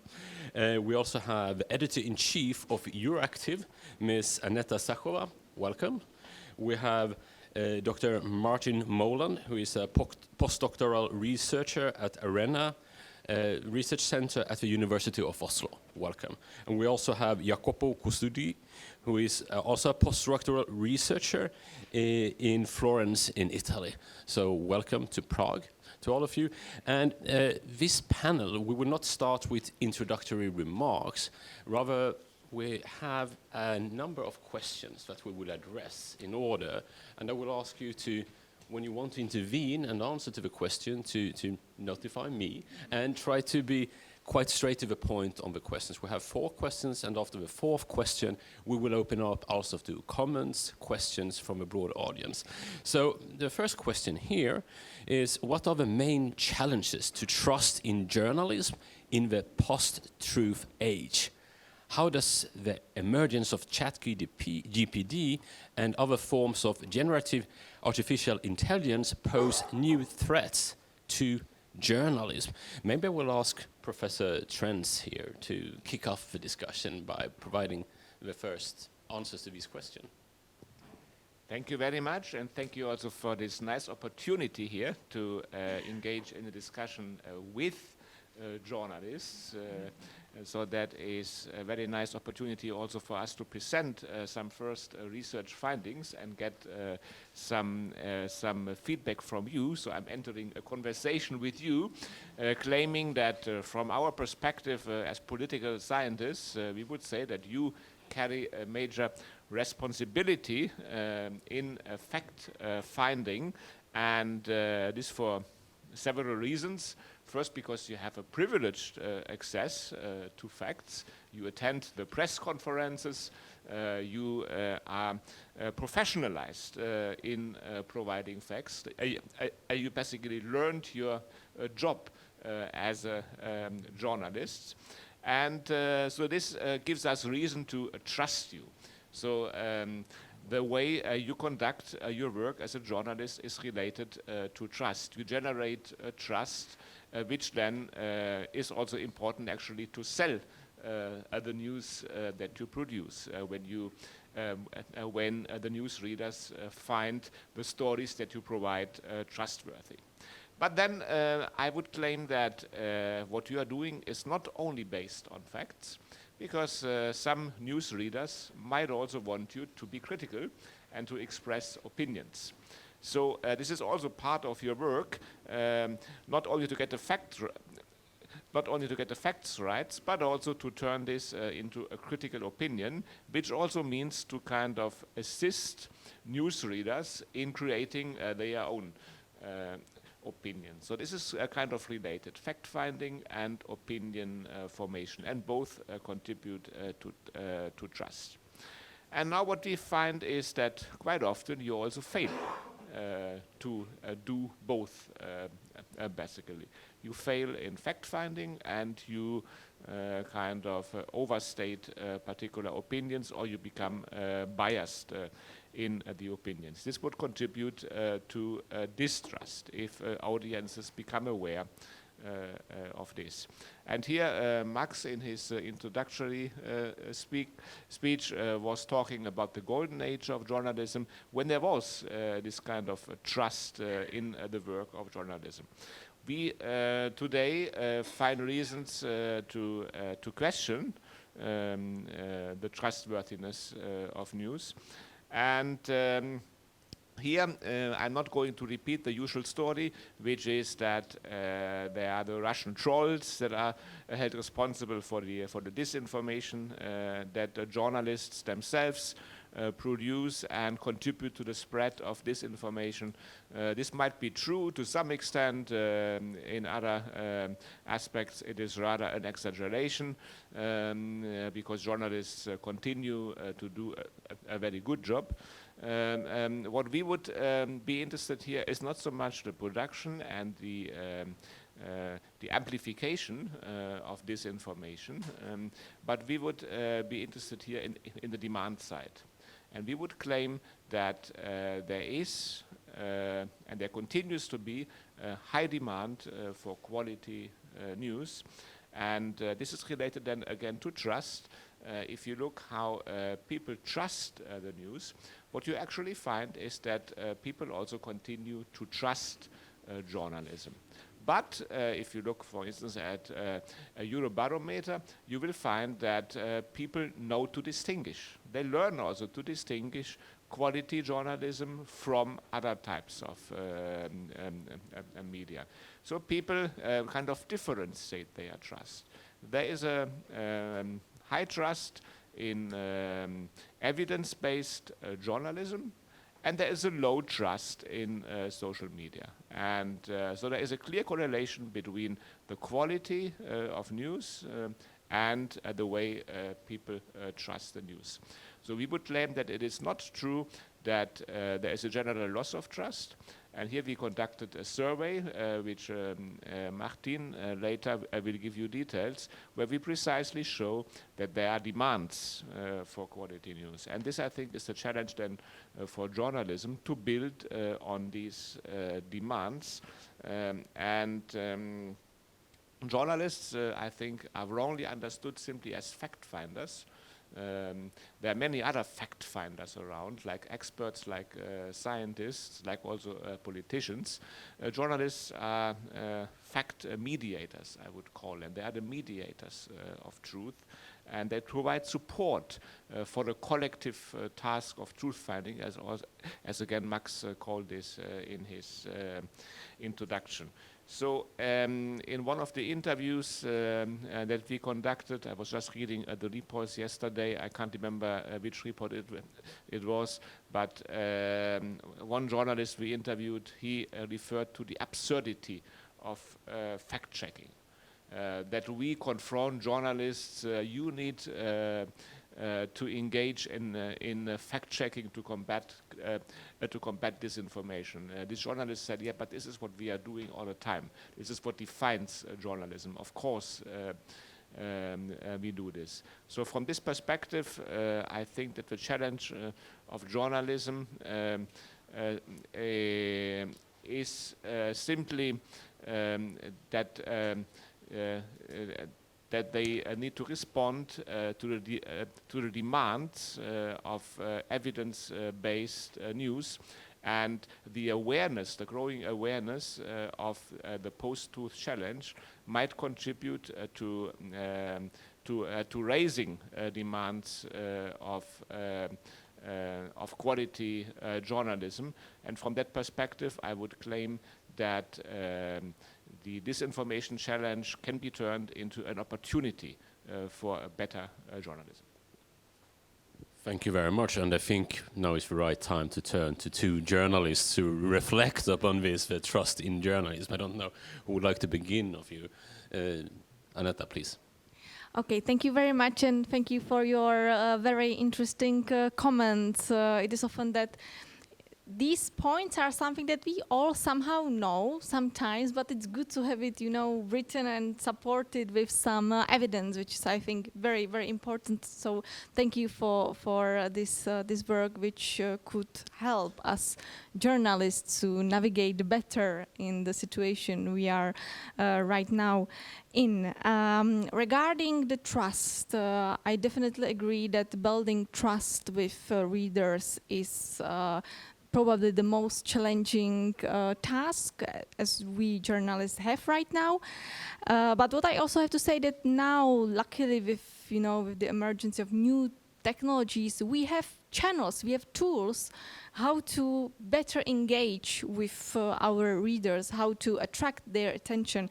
And it's not only about social media and about our profiles on these platforms, but it's also about, for example, specialized newsletter, maybe David, because he's very experienced in this, because he launched one of the famous Czech newsletters in our landscape, let's say. But there are much more. There are many tools which we can use how to, make this contact with readers. Because unfortunately, I don't think that we should still aim to attract the general public, the thousands or hundreds of thousands of readers with our content. For medium like Euractiv, it's not possible, because Euractiv is focusing on European policies. And like when we are looking, for example, at Czech general public, only few % of the citizens are interested in this type of content. So we decided not to, aim on the general public, but we are trying, to focus on people who need us, who need the information that we can give them, because they know that we can gather information from various stakeholders, from the ministries, from the politicians, from NGOs, from economists or whoever, that we can really, prepare this like general picture for them, and then they can make the opinion. As you said, it's also our role to, to prepare materials for people to make their opinions. So that's what is kind of our strategy, to really to search for these people who need us, who are also willing to support us, because financial aspect of media is something that we could have separate discussion, because it's very, very challenging.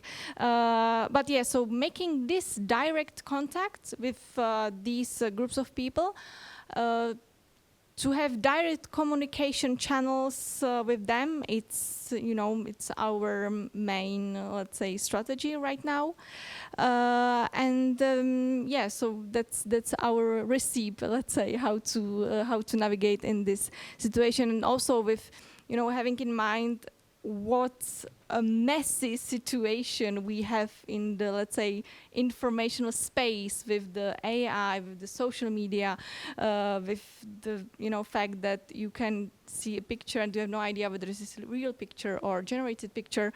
I still think that we have this important rule to have the facts on our website, for example, and to find these channels to attract the people who need to have this, let's say, real facts for their work or for their, I don't know, daily lives.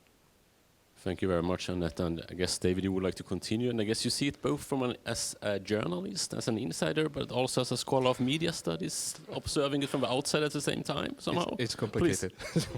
Thank you very much for this invitation, and thank you very much for this debate. I totally agree with you. It's right moment to talk about these issues. I would like to start with one remark, because when I saw the first question, what are the main challenges to trust in journalism in the post-truth age, it reminds me one article written by Jason Harsin in Communication Culture Critic 2015, and it's called Regimes of Post-Truth, Post-Politics and Attention Economies. Of course, I found it, and just one sentence. Across multiple societies, we see a shift from regimes of truth to regimes of post-truth, characterized by proliferating truth markets. And that's the point it reminded to me when I saw your question. I would like not to start the debate about the truth and post-truth. It's for you, so political scientists. But for me, it's important these truth markets, that there is no one market for media anymore, we can see many markets, and you can dominating these markets with very different approaches, I think. We can see it very clearly in political communication. I wrote one article recently about communication of our former Prime Minister Andrej Babiš on social sites through their posts and videos, and it's called. I think it's very clear what is it about. Hi, folks. That's the very routely translated their regular message to their Facebook audience.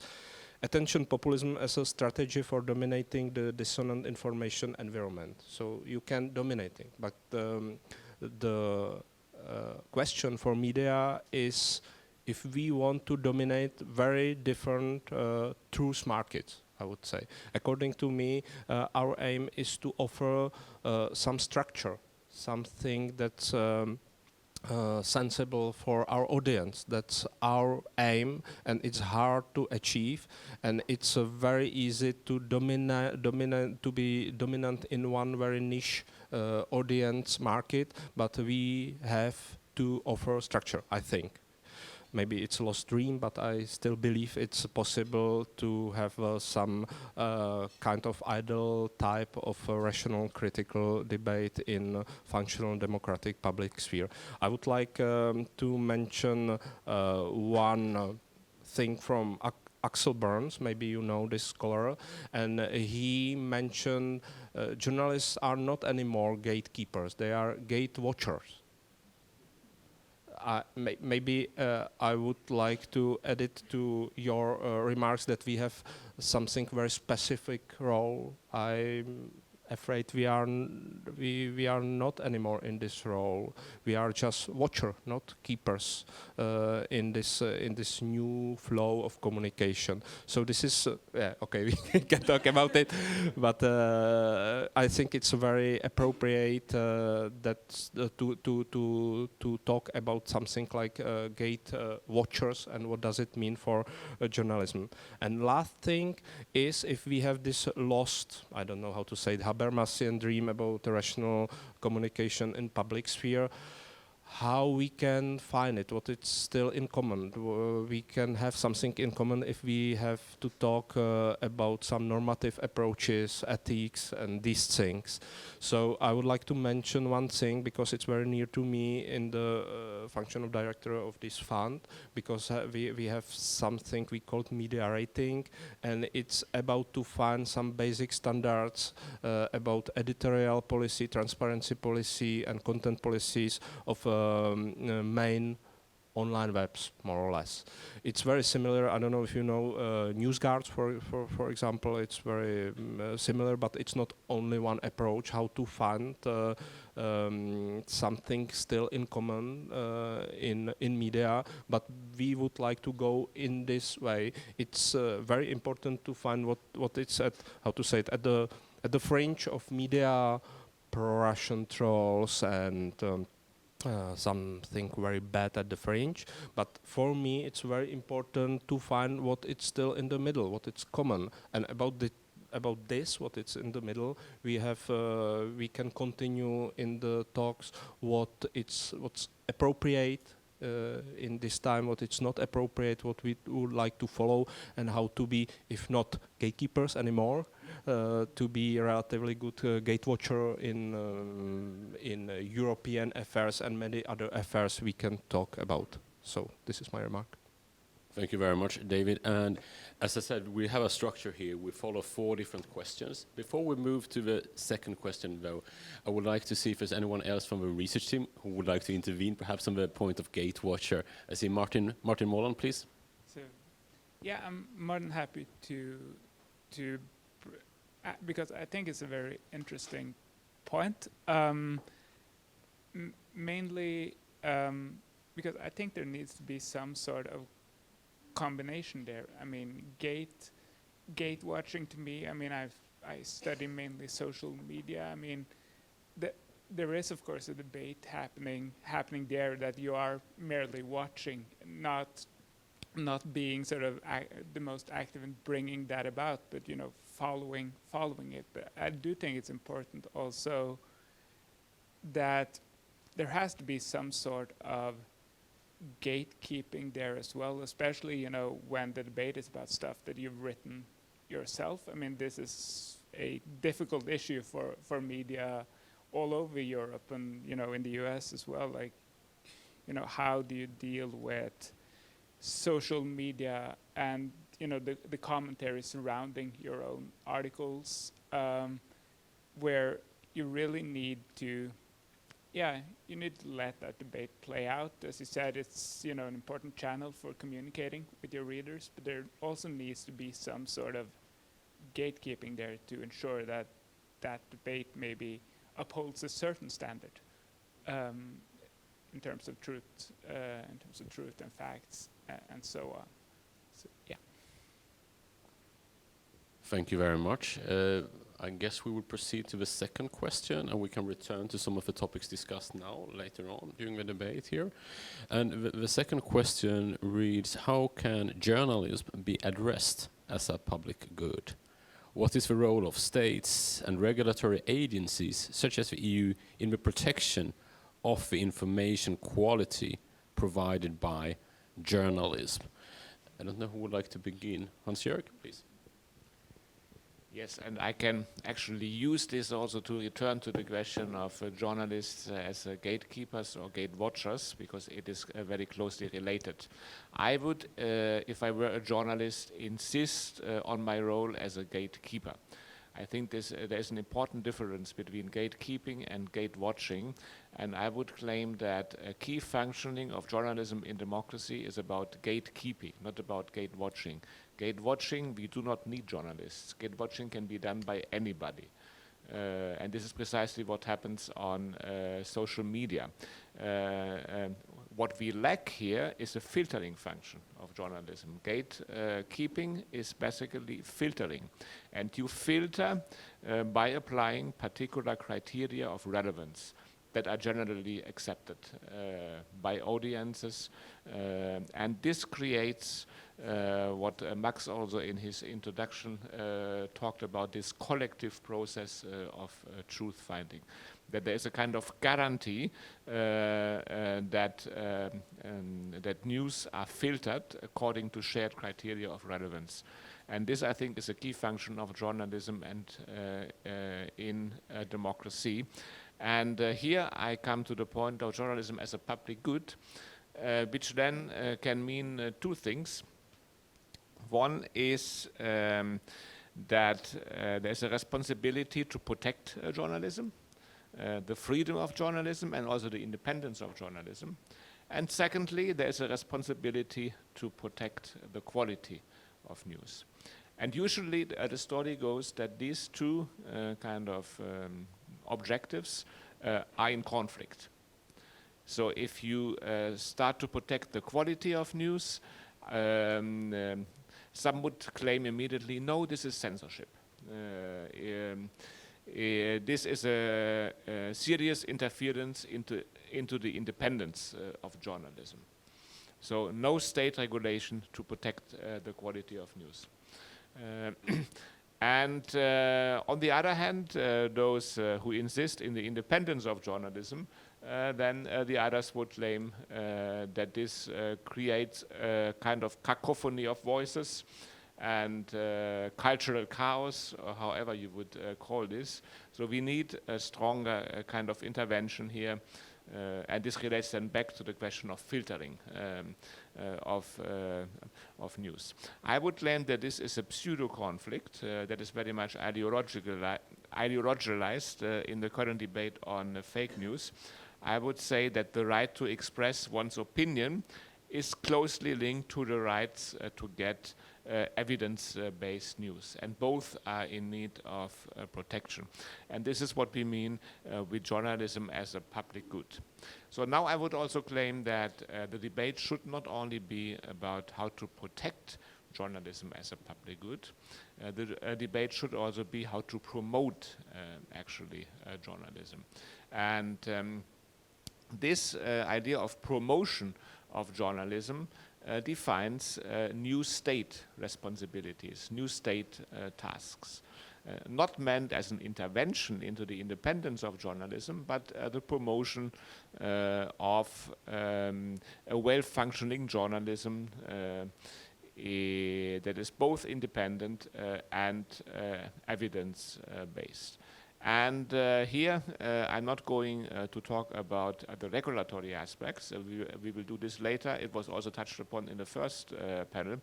I will just mention a very short point here, which is that promotion of journalism simply also means investing in journalism. So this is a question of actually using tax money to allow an independent journalism to work. So journalism, in my opinion, needs to be partly independent from market logics that have proven to be detrimental to the survival of journalism. And if you redefine journalism as a public good, it also means a collective task to invest in independent journalism. This is a state responsibility, and we simply need to think about the use of tax money for this.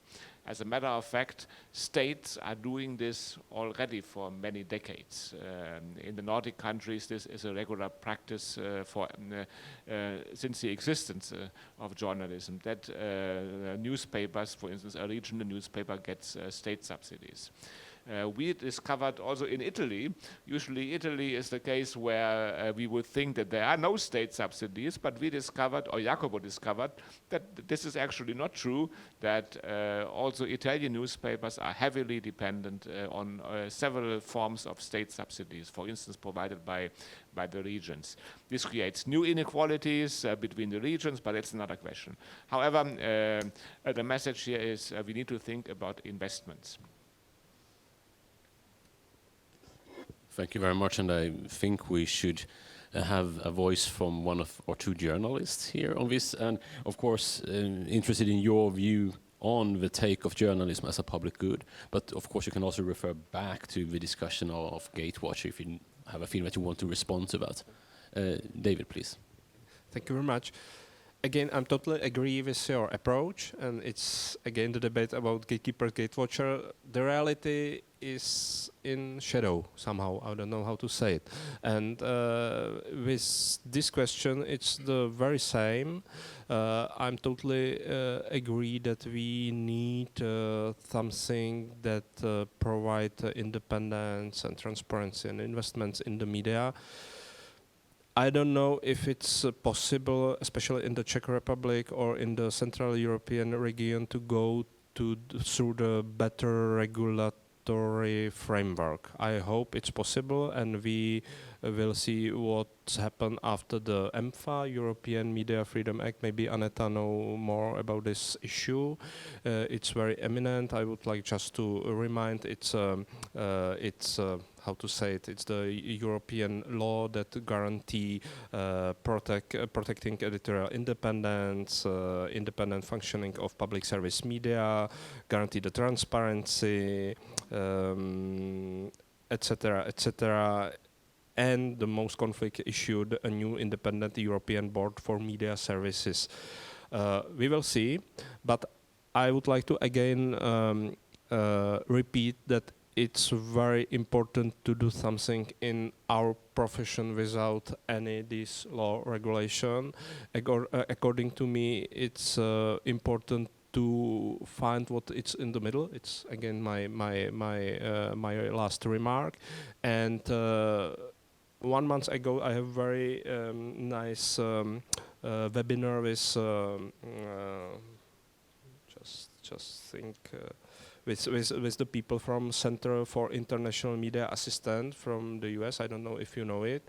And one of the staff, Eleonora Mazzoli, presented one article or study called Digital Trust Initiative Seeking the Reward Journalistic Ethics Online. And it's my issue how to find what's good, what's bad, and it's not up to the state regulatory framework, according to me. So I'm happy that we have things like EMFA, but especially in the Czech Republic, we need to have a stronger professional debate about self-regulatory measures, how to find what's better, what's worse, and it's not easy because in the Czech Republic it's the very same situation like in other post-communistic states, that after the fall of communism there is very weak, how to say it, very weak approach to find something collective, to have some collective professional platform to talk about not about the problematic issues in the Czech journalism. But I think that after EMFA and other things, it's inevitable that even in the Czech Republic and other post-communistic countries, we have to find something in common where we can disagree, but at the same platform. Thank you very much. And Anetta, you are running euractiv.cz, and I'm curious about your view of how much public authorities should intervene, support, or protect. So please. Yeah, some very practical comments, let's say. Firstly, yes, I'm the head of the Euractiv Czech Republic, and the situation which is around us right now, for example, forced us to join the association, which could, somehow fight for our interest when it comes to, dealing with the big platforms or, assessing public funding as well. So we had to become part of the association to have a platform where to discuss our concerns and where to find some, solutions or where to lobby for our interest, because before there was nothing like that happening in the Czech Republic, or it wasn't really an issue. And yeah, Euractiv, we are so lucky that we are part of this wider European network. So we have our office in Brussels. And for example, Euractiv in Brussels is now kind of separated in one team, which is the journalism, which is the medium, euractiv.com.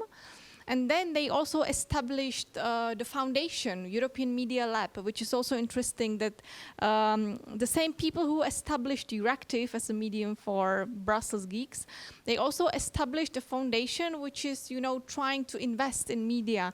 They are trying to take not only public money, but also money from investors, and to help other media across Europe to invest into the new technologies, to find solutions and so on. So I think their job is very interesting, and they were also the ones who actually lobbied at EU institutions to have European Media Fund or to have regulatory, also some regulations coming from Brussels. And yeah, when it comes to European regulation, it's nice, I think, that the EU is involved in this discussion. But again, it's the same problem with every European regulation, that it depends then on the implementation in the member states. And I'm afraid that, the implementation here in the Central Europe will be quite problematic. We will try to, make it as easy as possible and so on. So I think that the work needs to be done at home and not just to wait for the, EU regulatory level. Jacopo. Yeah, thank you. If I can add just a very short point in the discussion regarding state regulations and the role of market, I think we also need to add to the discussion the fact that not everyone, but at least in many European countries, there is an increasing centralization of media ownership. And this, of course, has an impact on the editorial line as well. For example, I was reading recently the last report of the European Union-founded Media Freedom Institute regarding Italy, and they noticed that there is a high risk of, basically market pluralism is affected negatively, but by this concentration of media ownership, and they measure this, and they they notice that there is a 78% of risk that the market pluralism is not really plural anymore, you know, or will not be really plural anymore. And this is the highest score that they ever recorded, and they publish the reports every year. And of course, I mean, this is not a phenomenon that involves only journalism, but I would say it's a broader phenomenon of contemporary economies. But it also has effects on journalism that we should be aware and also like reflect upon, I think. Important comments, and I think we'll get back to discuss this more towards the end again. And I will turn to the third question, which is about how do citizens demand information and quality news?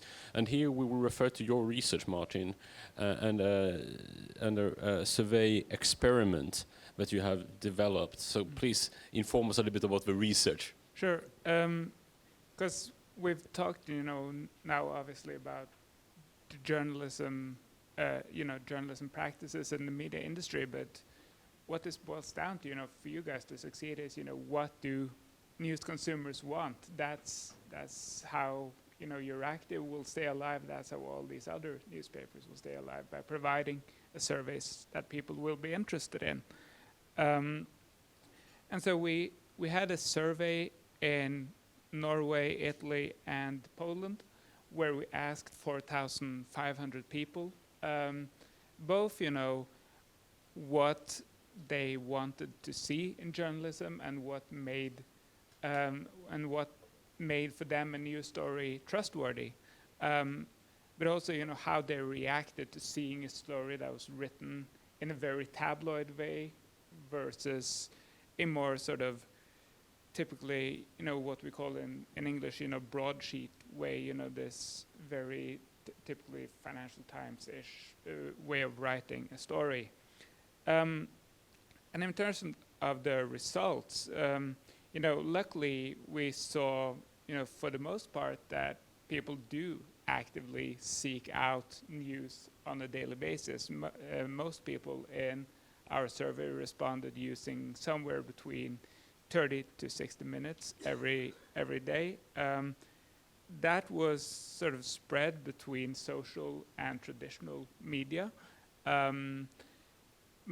Most people responded, you know, that they found news on social media. That does not mean that they rely on alternative news channels, because a lot of traditional news media are also on social media. But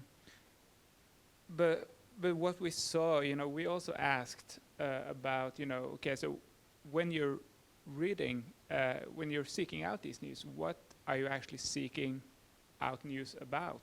And there we found, you know, essentially what Aneta reported, that 60%, approximately 60% said that they were interested in national politics, whereas the number for EU politics, I think, was 25% lower. So it's a more selective audience that you're appealing to, essentially.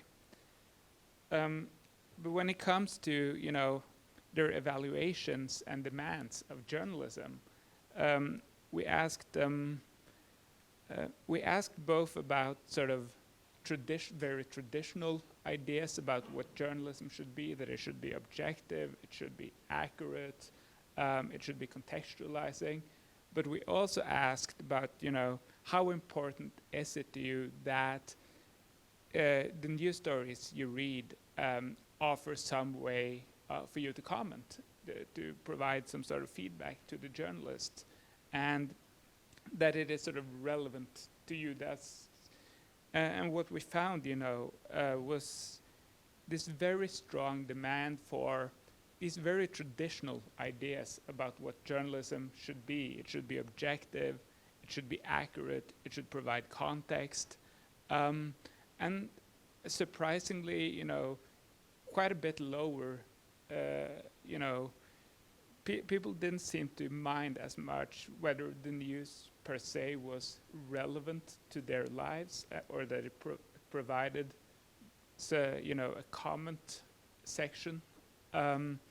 So what we take from that is, you know, that there's a demand for quality journalism, very traditionally understood as, you know, as something that provides value in the form of context, of allowing people to make sense of what is going on, to sort of connect these events that you see every day to a bigger picture. And in terms of, the style of how that is written, what we saw was that the people expressed, a much lower level of trust in the information when it came in this sort of very sensationalist packaging, lots of quotation marks, lots of emotion essentially in how it was written. That had a noticeable impact on the level of trust in the content. Now, that trust, of course, will always vary with what people think of these issues. In the first place, we had a essentially fake news story about EU politics, making some claims about something the EU had done attributed to anonymous sources. People who were skeptical of the EU in the first place were, of course, much more likely to believe that this is true. But this is something we see across the board. This I would argue is not really a post-truth phenomenon. It is simply, a way in which we process information. It has to do with confirmation bias and so on. But it also shows, both that, how you guys write things have an impact on whether people believe these things or not, and also that there is a real demand out there for really just very traditional quality journalism, even as the ways in which you distribute that news has changed very rapidly. So, thanks. Thank you, Martin, for briefly introducing the research here. And good news, I guess, that the demand for high-quality journalism is there. I don't know if we have some reflections, perhaps from one of the journalists. I don't know if Annette, if you would like to begin this time. Yeah, I'm happy that there is this demand for quality journalism, but it's also coming back to the question which was raised before. So who will pay for this quality journalism? Because I think that often people want to have quality news, balanced news, news based on the research, but they are not willing to, to put the money in the bucket. So that's, I think, the problem. Regarding the public funding or the, funding money from taxpayers' money. For example, Euractiv, we are involved in some projects which are funded from the EU budget, so from, let's say, the tax money. And it's nice that, for example, when it's 1 year project, we have some kind of financial stability for a year, which is like very good when it comes to media sector. But still there are these problems. I'm definitely fan of transparency, but when we have to put disclaimer, when we, for example, produce a video under this project, and the video has to start with 7 seconds of disclaimer that this work was funded by blah, blah, blah, and it's, securing all the standards of journalism, blah, blah, blah, nobody will, watch the video because they will finish watching the video after 3 seconds of this disclaimer. So there are these problems, but yeah, there are these at least some efforts from the EU institutions to make this money available to media. So this is something nice, but there are still these problems, as I mentioned. Thank you very much. David, do you want to add something? I have nothing to add because I'm glad about this survey or study. I don't know how to address this question. For me, it's interesting, this demand for some kind of interaction with journalists, and just my personal experience. 1-2 years ago, I was in one of the biggest news online outlets, and that was not possible for me to go to comment section or to react to the reaction because it was awful. And now I have relatively little newsletter, but still with, I don't know, for 4,000 subscribers, something like this, and I have no haters. Very often the reaction is that you are totally out of the picture, and well, let's talk about how is the reality. Okay, some kind of good critique, but with no haters. So it's still too possible to find some functional communication between journalists and audience. I think it's really hard. I think it's impossible for the biggest news outlets in the, how to say it, mainstream news production, something like this. But for niche media, maybe even dedicated to European affairs and other things, I think it's definitely possible to find some good interaction with audience, and even it's one of the most important things to be relevant for their audience. But again, I think it's not necessary to dominate this audience with only emotion, polarization and the thing, but in smaller and middle-sized media, I think you can find some interaction, very often very traditional, like offline events or something like this. Please, Martin, if you would add something, and happy to hear we have some good information today as well, some good news. So, first of all, just wanted to say, on this sort of, both sort of personal relevance and the need for contact between journalist and reader. I was sort of surprised because those sort of indicators scored a bit lower on this, how important it was to news consumers compared to, objectivity, contextualization, and so on. So it seems like, obviously there's a huge push in the news industry for especially this sort of personalization of news feeds and so on, whereas it seems to me at least, extrapolating a bit from my results, that people are perfectly happy reading something that they might not feel was, definitely relevant to their daily experience, as long as it's, stuff they find interesting and important and context, and and that they can understand, the bigger picture behind it. So that was just one thing that I wanted to add. And the second, of course, point was related to what Aneta said about this funding, which, one thing is the very practical, okay, you have 7 seconds of disclaimers when we know that people watch 3 seconds of video. The other issue that is, of course, what does it do to the perception of the content when the first thing people see before they get to the content is that it is sponsored by some sort of public authority.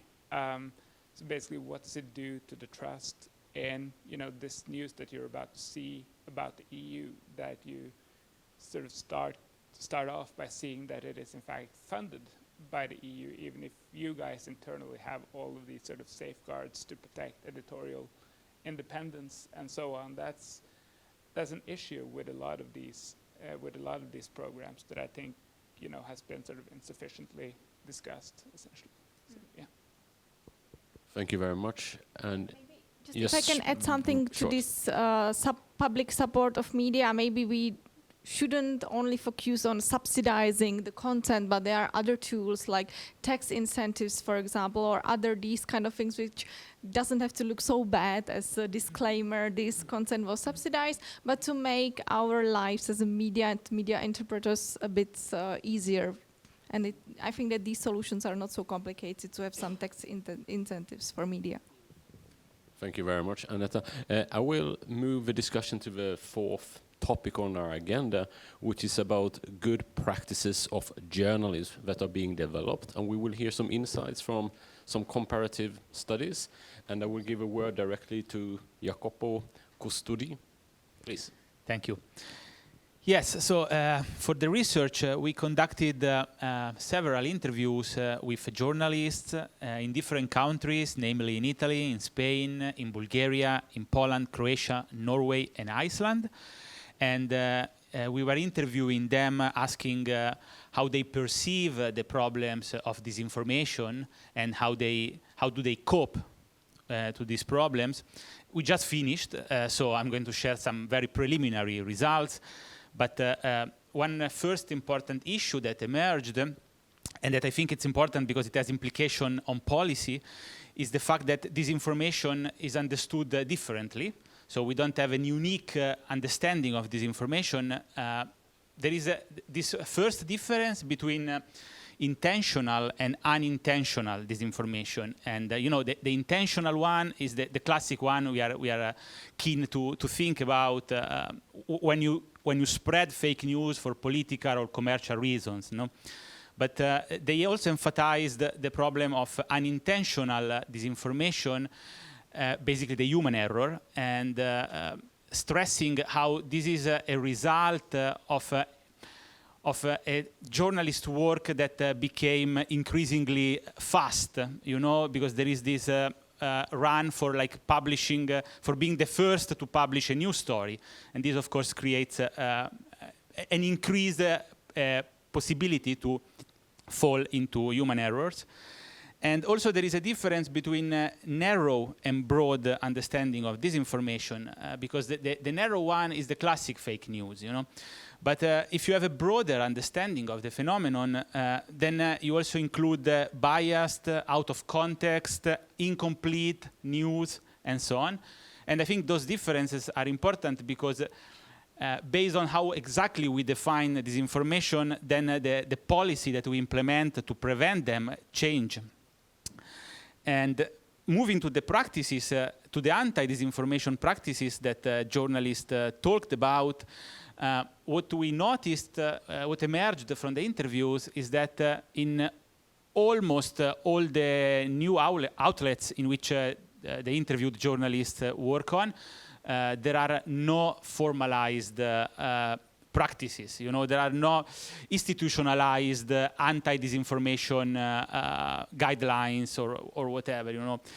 But this does not mean that there are none. Most journalists stressed how the importance of informal practices, that they use in their daily work in order to avoid falling into disinformation. And for example, informal double check of articles, or informal transnational cooperation and transnational collaboration. Because we see that the transnational collaboration at the level of media outlet, it's still a marginal phenomenon. It exists, of course, but it's not so widespread.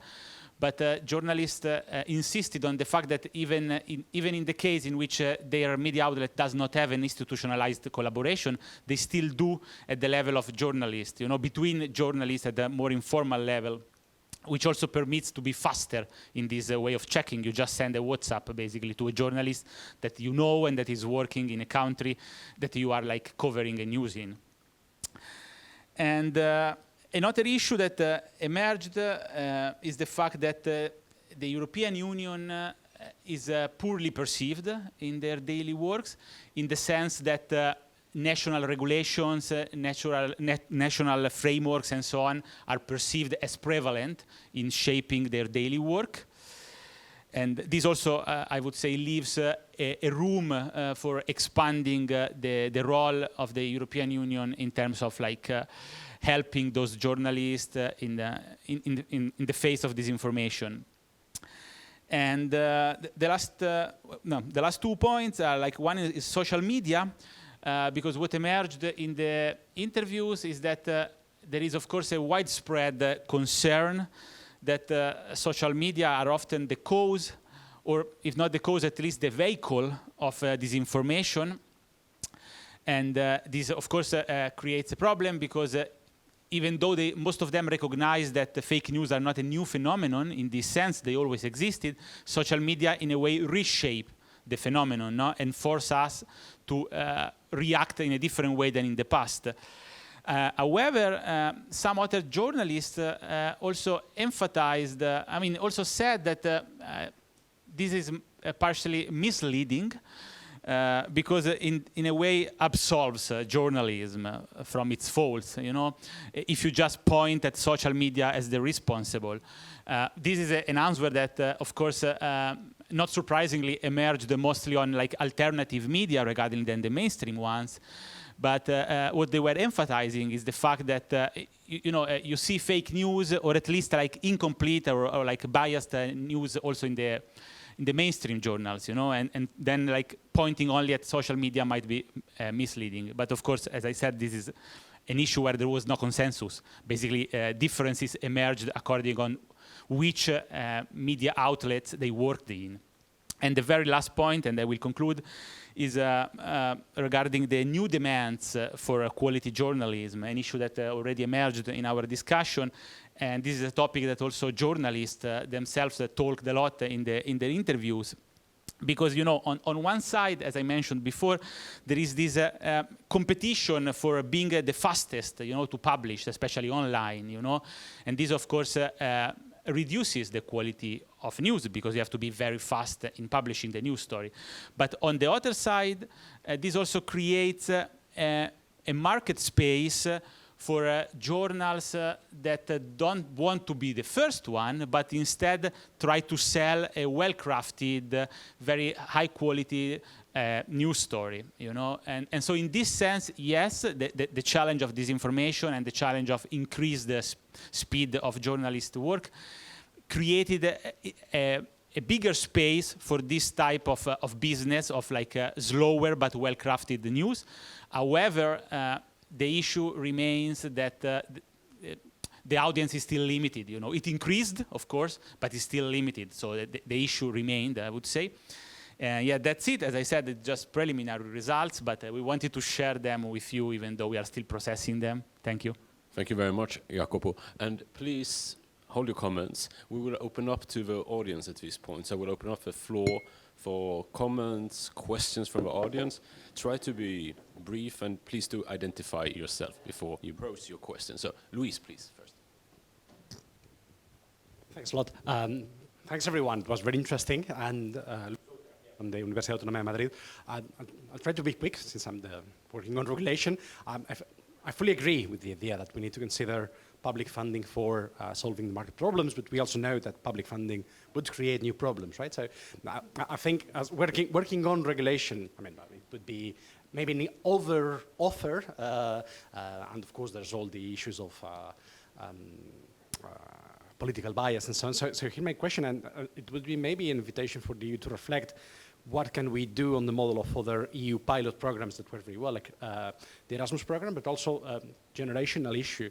And here I'm going to use a bit of methodological nationalism. There's one program that actually has been decried in the media in Spain, which is called the cultural bonus, which is something which is given to people who turn 18 to get them accustomed to cultural goods. Now, of course, that's discussed, but it would have the potential to be a market solution that is compatible with pluralism, because with this cultural bonus you can do whatever you want. I mean, you can spend it on video games, or you can go to bullfight. So basically, do you think that this could work in the sense of something similar, that we give young people money, I don't know, 10 euros a month, something like that, to spend on the favorite media, and then let decide what kind of languages, what kind of products that they work? Because I think if we design it, or if we think of that in terms of a pilot program for young people, the Commission may be more inclined to act than if it is just like, yeah, let's subsidize all the media across Europe. And I don't know, is that something you think could work for the younger generations? Thanks a lot. That's a very clear question, but perhaps let's pick. If there are also more questions, we can take a round of questions. We can pick one or two more questions before we turn the word back to our speakers. Yes, please. Very quickly, related to Luis' comments, is to speak about what we call this institutional communication, because one of the resources for and the media they compete for that is that, and this is also very polemic because they choose, you know, the media that can be more. So how do you see this type of, you know, ways of just receiving more resources?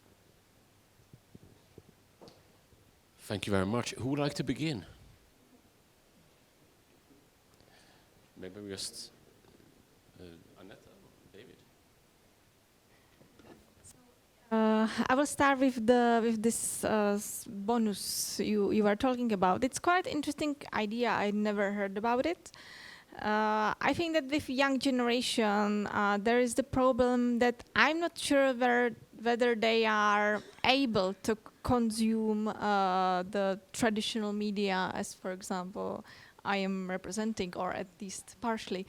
I think that they now focus on completely different type of content. And we, as a media, we have to adapt because, for example, what we saw in past months was that young people like to, for example, watch video games with some comments that are totally unrelated to the video games that they are watching. So we, as a Euractiv, we were even thinking about, launching a Twitch account. We could, for example, play this Euro truck game and drive a truck across the Europe and talk about, politics in different European countries and these kind of things. So I think that there is this problem that I don't know whether young people would, be happy that they can spend money on media, the traditional one. But I think that it is very interesting idea which should be developed more, and I'm really curious whether some pilot programs will succeed and maybe. But yeah, I'm just so worried about this way how young people are consuming the news. Perhaps, or maybe we will do it like this then, because we don't have that many minutes left. So I would suggest if we make a final round of just a final remark from each one of you, if you would like. And who will? If you prefer to begin, David, please. Go ahead, yes. Okay, just I would like to end with the remark regarding the disinformation issue. It's a very hot issue. I'm a little bit skeptical. I understand that each state in these times has to have some disinformation policy or policy to the disinformation issue, but I'm a little bit skeptical that it's possible to find proper guidelines or something like that, how to do with it. For me, it's the biggest problem is that we are talking about misinformation, disinformation. We are not talking about disinformation because in very few moments is about something, how to call it, about something based on ontological truth, it is or not it is. It's very often competition of very different narrative framework. And there is very hard to find what's right, what's not right. And I would like to connect it to your question. If there is no clear way how to find in some narrative competition what's right, what's not right, we need very strong institutional communication, and we are in democratic society. It's not necessary that these institution or state institution should have to prevail their framework, but they should be relevant. And it's very often, at least in the Czech Republic, that institutional communication of central agencies are not relevant, are not even in the communication. Communication is led by very different people from social sites and podcast scene, etc., etc. So for me, it's very important to have a strong institutional communication. And I have discussion with my students of journalism. What's your how to say it, imagination of proper institutional communication? It's not very clear. Maybe funny, maybe very objective, maybe a little bit cold, maybe with as much emoticons you can find on your mobile phone. Very different, very different images how to go forward with institutional communication. Very important issue for me. Maybe more important than to have a proper guidelines in media how to tackle disinformation or misinformation. Thank you. Maybe Martin would like to continue? Absolutely. And, to start off, I would definitely watch your Twitch account. But yeah, I actually had like one interviewee mention, something equivalent to this bonus program as something that might be a solution. But I would actually, posit that the problem here is bigger. If you want to rebuild trust, it can't just be, with youth, because it's not only young people who've turned away from traditional news media. There's also a class component here. There's also, groups of people who don't feel like their reality is reflected in traditional news, and that is something that is a much bigger issue, and it can't, be addressed through one sort of silver bullet policy, either from the EU level or any other level. It has to some extent come from the media industry itself. The changes needed to change those attitudes. And also in terms of the EU, there's also the issue of, I'm a bit worried about, how I have a fear that the EU might be worried here about overreaching and going too far and producing sort of a public backlash, because in a lot of the countries where you'd want to see these kinds of programs, you also have elites that are more than happy to blame Brussels for everything that is going wrong, and so that is definitely also a part of the picture here when thinking about sort of the feasibility of EU programs to address this, or subsidies, or whatever you might have, whatever. Jacopo, perhaps, if you want to pick up. Yeah, thank you. Very briefly, just to go back to the discussion about a state intervention and what the state and also the European Union, so basically the public institutions should do. An issue that emerged within the interviews that I personally agree with is the fact that the public intervention should not directly so much in the attempt to block the spread of fake news, because this is risky, because it risks to fall into censorship and to negatively affect freedom of speech. So it's always a delicate terrain, when you intervene, blocking the spread of fake news. So I think the solution, on the contrary, should go in the direction of finance and subsidize good practices, to subsidize independent journalism, for example. And this is something that emerged quite often in the interviews. And also I would add also the need to prevent oligopoly in journalism, to be sure that market pluralism is maintained, and to favor market pluralism through state interventions. Thank you. Aneta, do you want to? Yes, so last remark, something optimistic, because I think that right now what we often hear that media are dying because of the AI, because of the social sites and so on. So I just want to say that we will not die. We will adapt. So just create conditions for us that we can, as I said, adapt, that we can come up with new ideas, because we are full of new ideas, as Twitch account or whatever. Don't create any more barriers, any more burdens for us. Just, allow us to do our job and our business. that's my last remark. Thank you, Annette, for a strong appeal here. I will give the word to Hans-Jörg Trenz for the final word of the panel, please. Well, these final words can only be in support to what you just said. I would very much support this idea. And if we can agree that there is a demand for journalism, the question is not how to redefine journalism, but the question is how to redesign it. And this, I can make a more radical point here. Redesigning journalism here means also to think of a journalism that is independent of market logics.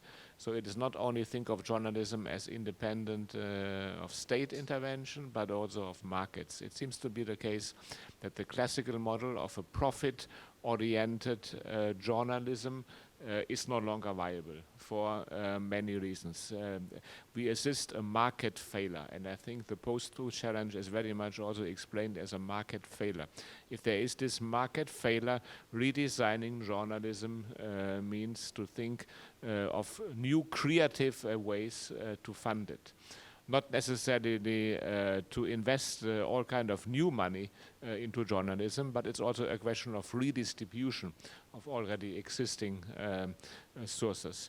And there seem to be very creative ideas like the Spanish model here. So I'm also kind of hopeful that this creativity will help to establish a state-independent and a market-independent journalism that meets the demands of the citizens. Thank you very much, and a big thank you at this point to all the panelists. Let's give them an applause. I think it was a very interesting discussion. So thank you for this, and we'll return to concluding remarks. It's you. So I'll give you the microphone directly, Pia. That's excellent. Thank you so much. I'll just stand because I'm really not going to make this a long speech. My name is Pia Hansson. I'm director of the Institute of International Affairs, and we're the ones that are leading this project, this Horizon Europe project.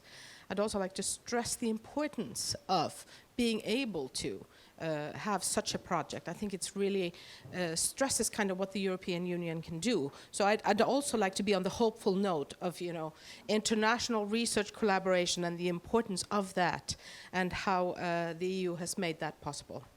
But basically, I just wanted to say thank you to all of you, to those that participated here today, to my team from the University of Iceland that have been managing this project from day one under the academic leadership, of course, of Maximilian Konrad. But also to thank IIR Prague for hosting us so gracefully here in Prague. It's always nice to come. So thank you so much, Mats, to your team for really doing an excellent job. To all the panelists here today for their excellent contribution to a discussion that is so extremely important, that we, of course, will continue with in our project. We still have quite a few months to go, so hopefully you will continue following the Reclaim project. And to all the partners as well that joined us here in Prague, to the audience and those that will hopefully look at this at some point because it is being recorded. So thank you so much. Bye. Thank you very much, Pia.